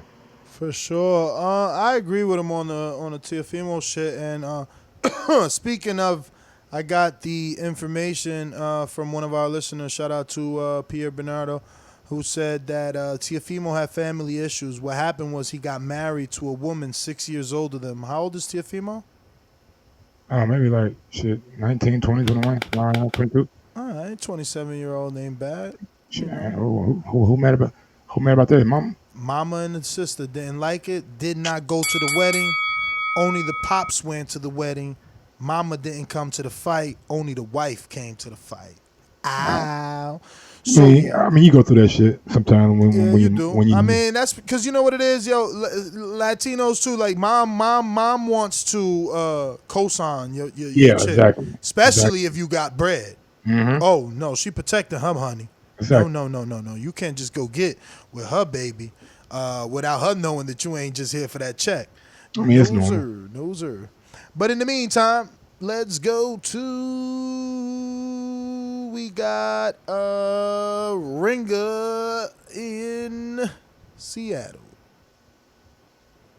Mr. PBC, baby. Last time I checked, I was the man on these streets. They call me Reservoir.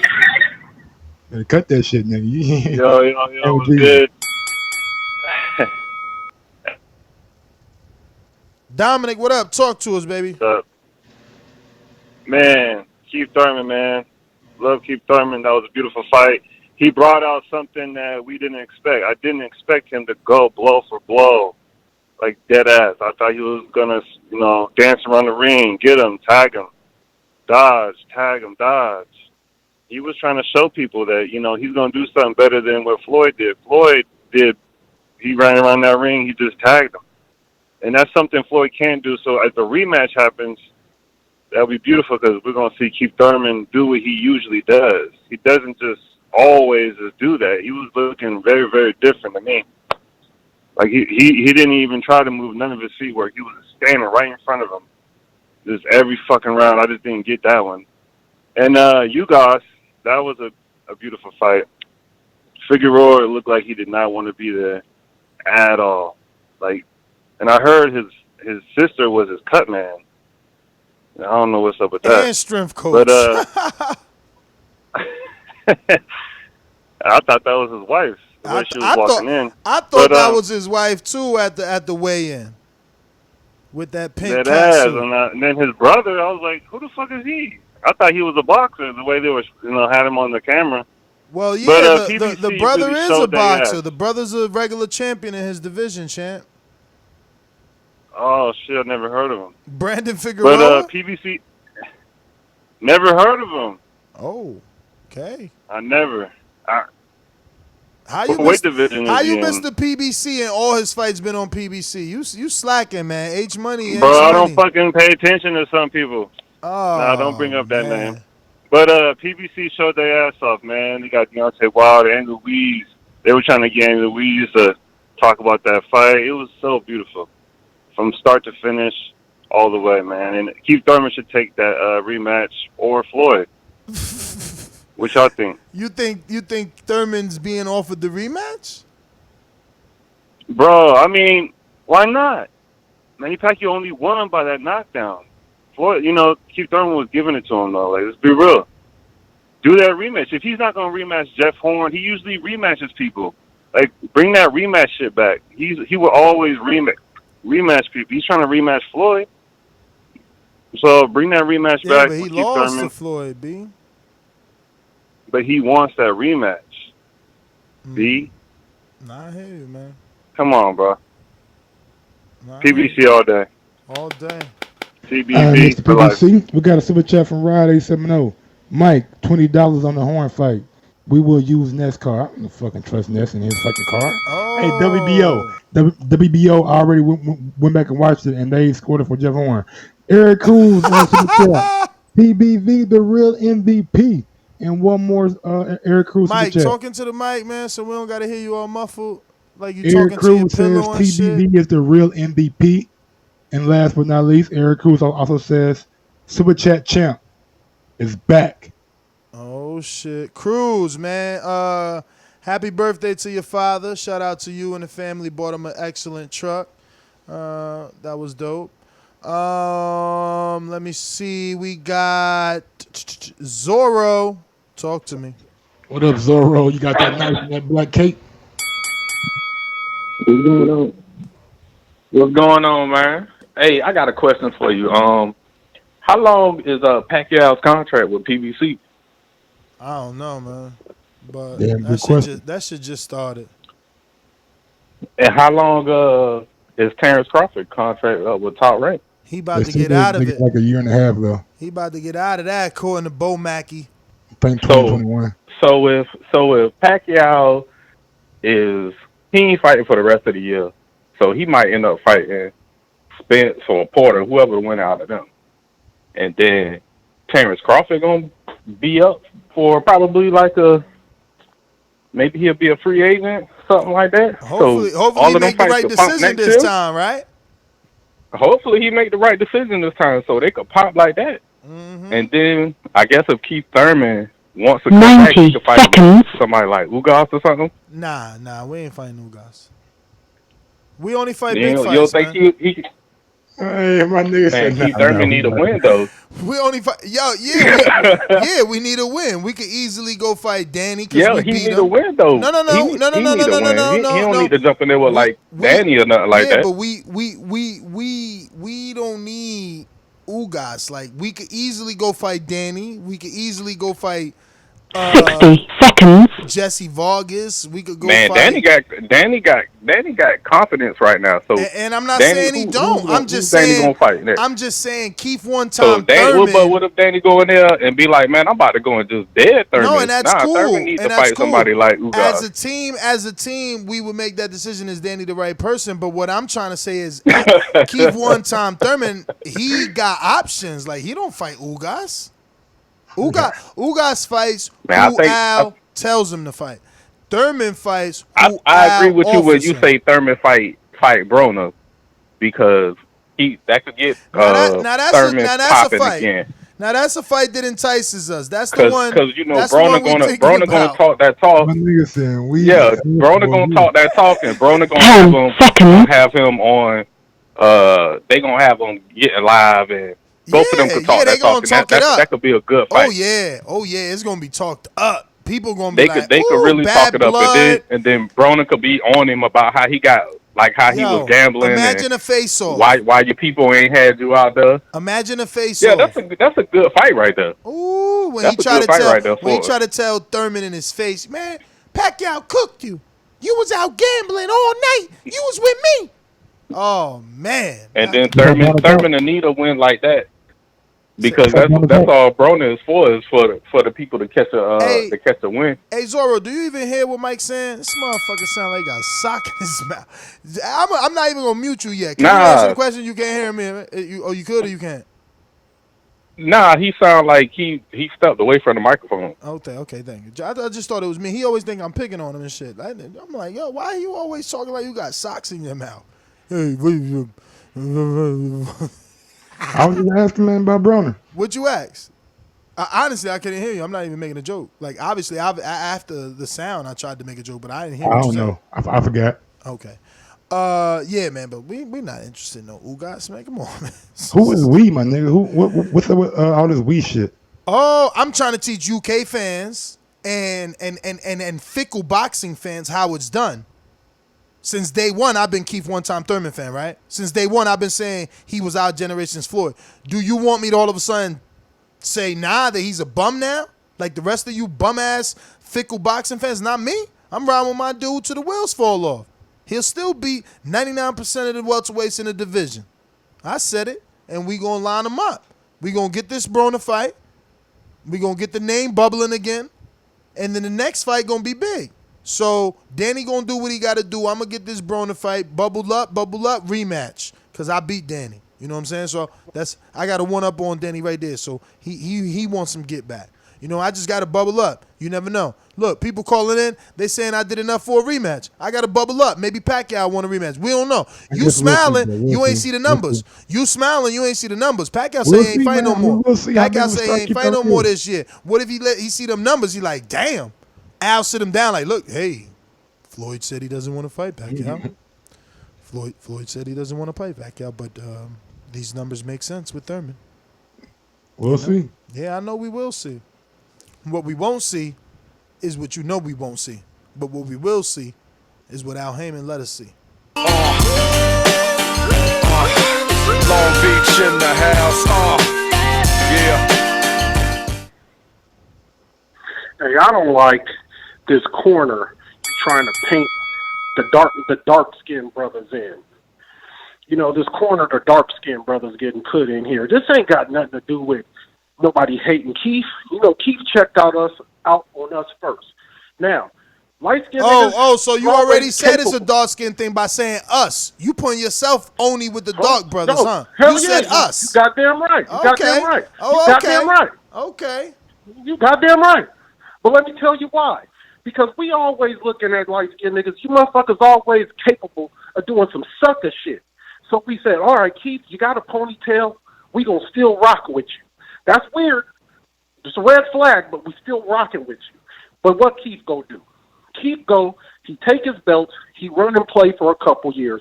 He get into some Nepalese pussy one time, quote unquote, and the motherfucker has checked out. Now the thing is, we know the Savage is gone. Guys, he gone. That pussy, that love, whatever you want to call it, has taken the Savage out of that man. He is no longer capable of you got reaching both that your level eyes? of savagery. You got both your eyes? Because you going to tell me he wasn't on beast mode last night? Hell no, he wasn't on beast mode. I seen him way beastier versus Porter and Garcia. Way beastier. He was never a beast last night. He couldn't. Yo, let the record man. know this dude's darker than motherfucking Mike, and I told y'all these dark dudes hate Ain't Thurman. no question. It ain't got nothing to do. Dog, we smelled pussy, and then he confirmed it.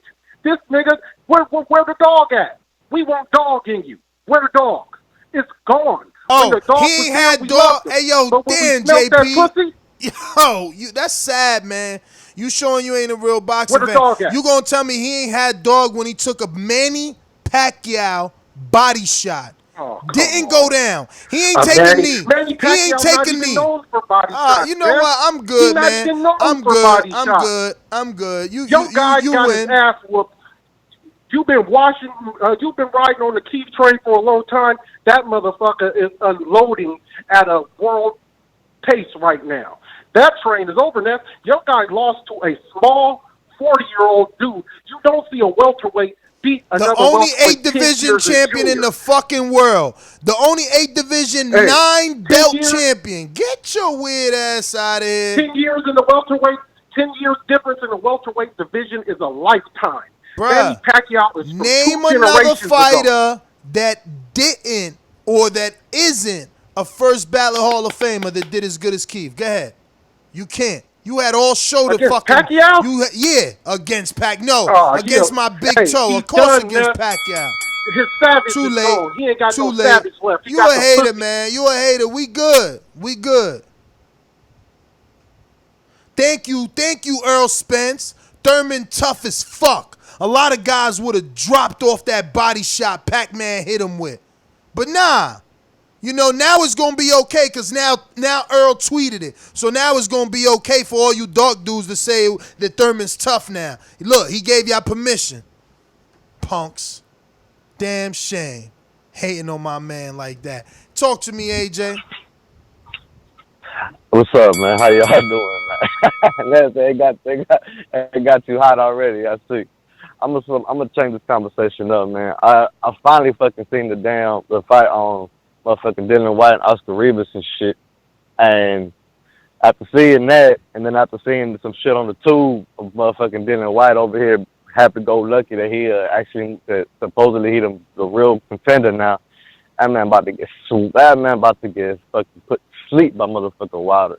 I'm telling you, I can't wait till them lines open up. Fast and fucking easy, bro. On the real. That's like group 1 through 3. I was telling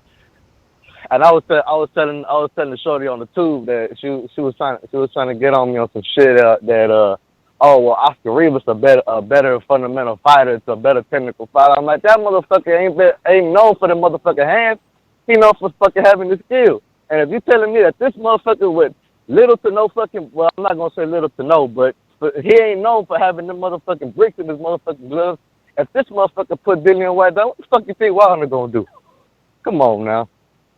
I remember Mike used to be beating that drum for Dillian. He been slowly bagging about that. And here's the thing. I'm not even like Rivas. I've seen him a few times, and the man got some decent movement for being his size and shit. I'll give him that. But even then, why fucking Dillian Whyte be on some wild ass shit? Like you were saying earlier, this motherfucker be throwing a motherfucking hook, his whole motherfucking body go with it. It's like, come on now, fuck out of here. Like, watch Wilder catch him slipping once, he gonna put his ass down like motherfucking Brazil, faster and quicker. Night. Y'all be easy. That's my call, man. Totally agree, man. I can't wait for that fight, bro. I mean, I can't wait for that fight. I wish they made that now. I wish they told him no Ortiz. Give me that now. I can't wait. I'm making money on that shit. I'm betting every round for the stoppage inside of 6. That shit don't go it should be a good fight. As long as it lasts. You know what I'm saying? I think Wilder probably get him out there between 4 and 8, somewhere around there. Yo, that shit is gonna be the build up is gonna be more. Is gonna last longer than the fight. Of course it will, man. The build up be months. That's it. That fight gonna be in and out. First 4 rounds. You say first 8. I think first 4, man. First 48 put them together. Yo, Murder. you know the thing is that if you look at it, Dillian Whyte sitting back. He's sitting back. He sat back with Derek. Now he sat back with Rivas. You can't do that with Wilder, bruh. You gonna sit back and get caught with a right hand, bruh. Like, go ahead, sit back then. Sit back. You gonna sit your ass in the back of the motherfucking ambulance. That's where you gonna sit you at. Stainless Boomerang, talk to me. What up, Stainless? Yeah, my bad. I'm driving. Give me a second. Not really. Can you hear me? I mean, you sound like you in the ocean, but we gonna fuck with it. Sound Yeah, I had better to now. fix my shit. You know I'm driving now, so I had to unplug and shit. All right, I guess I'm ready to talk on this Keith shit again. I don't even understand how that's still a conversation. Y'all really giving my man a lot of flack. Like I say, I'm not even a big Keith Thurman fan like that, but I am Team USA all day for one. So that loss to Pacquiao, that ain't gonna make me stop watching no Thurman fight. I don't think he need to take a step back because of the loss. I think he needs to take a step back because my man ain't stepped back. I mean, the Lopez fight was a tough fight. The Pacquiao fight was a tougher fight. My man is coming off an injury, off a surgery. You know what I'm saying? And trying to get back. You know what I'm saying? Like, the best thing for him to do is to take a John Molina Jr. fight or something like that. Somebody that's not, you know, that's ranked but ain't ranked high. You know what I'm saying? Like, let that man get his time back. You know what I'm saying? And then let's see him, you know what I'm saying, back in that round robin. Because I'm not really concerned with people's wins and losses right now. I'm trying to get back to that round robin era of a Leonard, Hearn, Hagler, and Durant. You know what I'm saying? Like, I don't give a fuck about no loss. I just want to see the fight. You know what I'm saying? And Keith Thurman, you know what I'm saying, when he fought a legend in his first time up, my man did a beast-ass job. Yeah, he lost. You know what I'm saying? He took his loss with conviction. He ain't getting no excuses.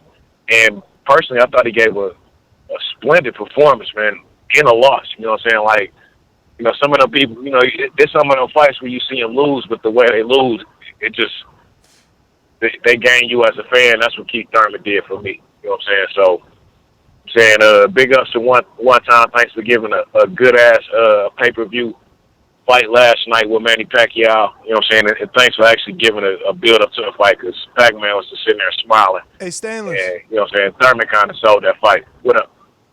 Who hit harder, Pacquiao or Collazo? I'm gonna say Pacquiao. But when Collazo hit Thurman to the body, they said Thurman can't take it to the body even though he didn't go down. So now a bigger puncher hits him, he still don't go down. But they just, like I said, they want to discredit my man. You know? Like I said, when he got hit with that shot, which was a liver shot, like you can get hit in the liver, in the back, or there's a spot right up under the rib cage, and he got hit there, just like Nery did in his fight, man. You know what I'm saying? And my man took his mouthpiece out and kept fighting. You know what I'm saying? Like, he won my respect with that. But as I always say, please make sure you push the thumbs up. He parried Pacquiao's shot with his mouthpiece in his hand, man. People disrespectful, man. This is an MB episode of the Boxing Voice podcast. You know what I'm saying? TBB for life. And if you ain't on Patreon, you stupid, man. Good show, fellas, man. My bad. Yeah, man. People disrespectful, man. My man took his mouthpiece out so he don't go down so he could breathe better. Then parried the shot with the mouthpiece in the glove, didn't let it fall, was able to put it back in. Like, no respect, man. Rodney Dangerfield, no respect. Kansas City Mac on a boomerang. What up?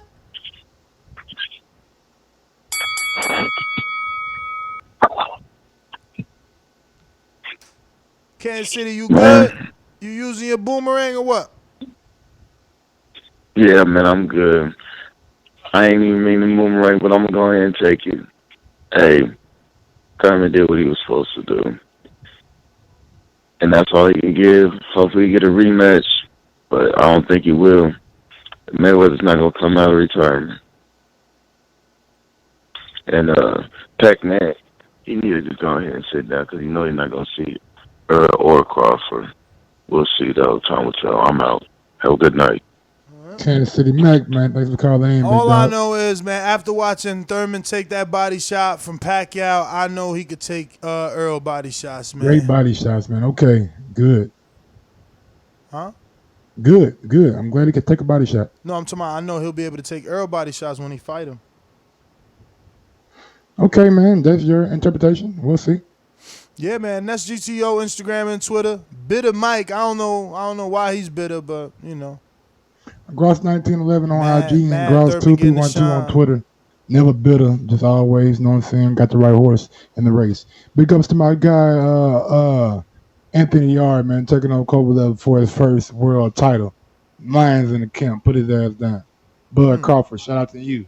Jamal Charlo, Chris Eubank Jr., Deontay Wilder.